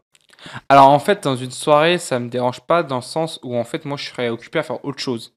Tu Ah vois. Ok, mais t'aimerais pas quand même si. Mais j'aimerais pas qu'il le fasse. Oui. S'il pouvait Ah pas ouais le faire, ça m'irait bien. Tu vois, je sais qu'avec Chloé, on va pas forcément se rouler des grosses pelles devant tout le monde, tu vois. Parce que moi, ça me rend mal à l'aise de le faire devant tout le monde. Je suis quelqu'un d'assez pudique. Et voilà, je trouve que c'est pas respectueux, en fait, surtout envers les autres personnes, parce que les autres n'ont pas, en fait, c'est ton intimité, en fait. Là, typiquement, on allait faire les courses de Noël avec mes parents. Il y avait deux vieux ils se roulaient des grosses galoches devant nous en pleine rue commerciale. Mais des galoches, on voyait les langues. Mais les gars, vous avez 60 ans, calmez-vous. Ils ont repris leur respiration. Et Mais là, c'était j'ai une- vu les deux langues. Mais l'aspiration, vraiment, c'était le. Vraiment. Et j'étais là, waouh. Et Je fais de l'aérophagie. Et la mère d'Antoine, mignonne, a dit mais ça fait peut-être longtemps qu'ils se sont pas vus. Ouais, mais non, acheter une chambre d'hôtel, j'en sais rien, faites ça sous un pont à l'abri. Se donner rendez-vous Non, dans mais leur casino préféré. Sincèrement, je pense sincèrement que s'ils avaient pas, il y avait pas les conventions sociales, et je pense qu'ils étaient déjà nus en train de baiser dans la rue. Hein. Sincèrement. Hein. Mais ça m'a fait, non, ça me met mal à l'aise. Arrêtez. Stop. L'odeur que vous appréciez le plus. Antoine.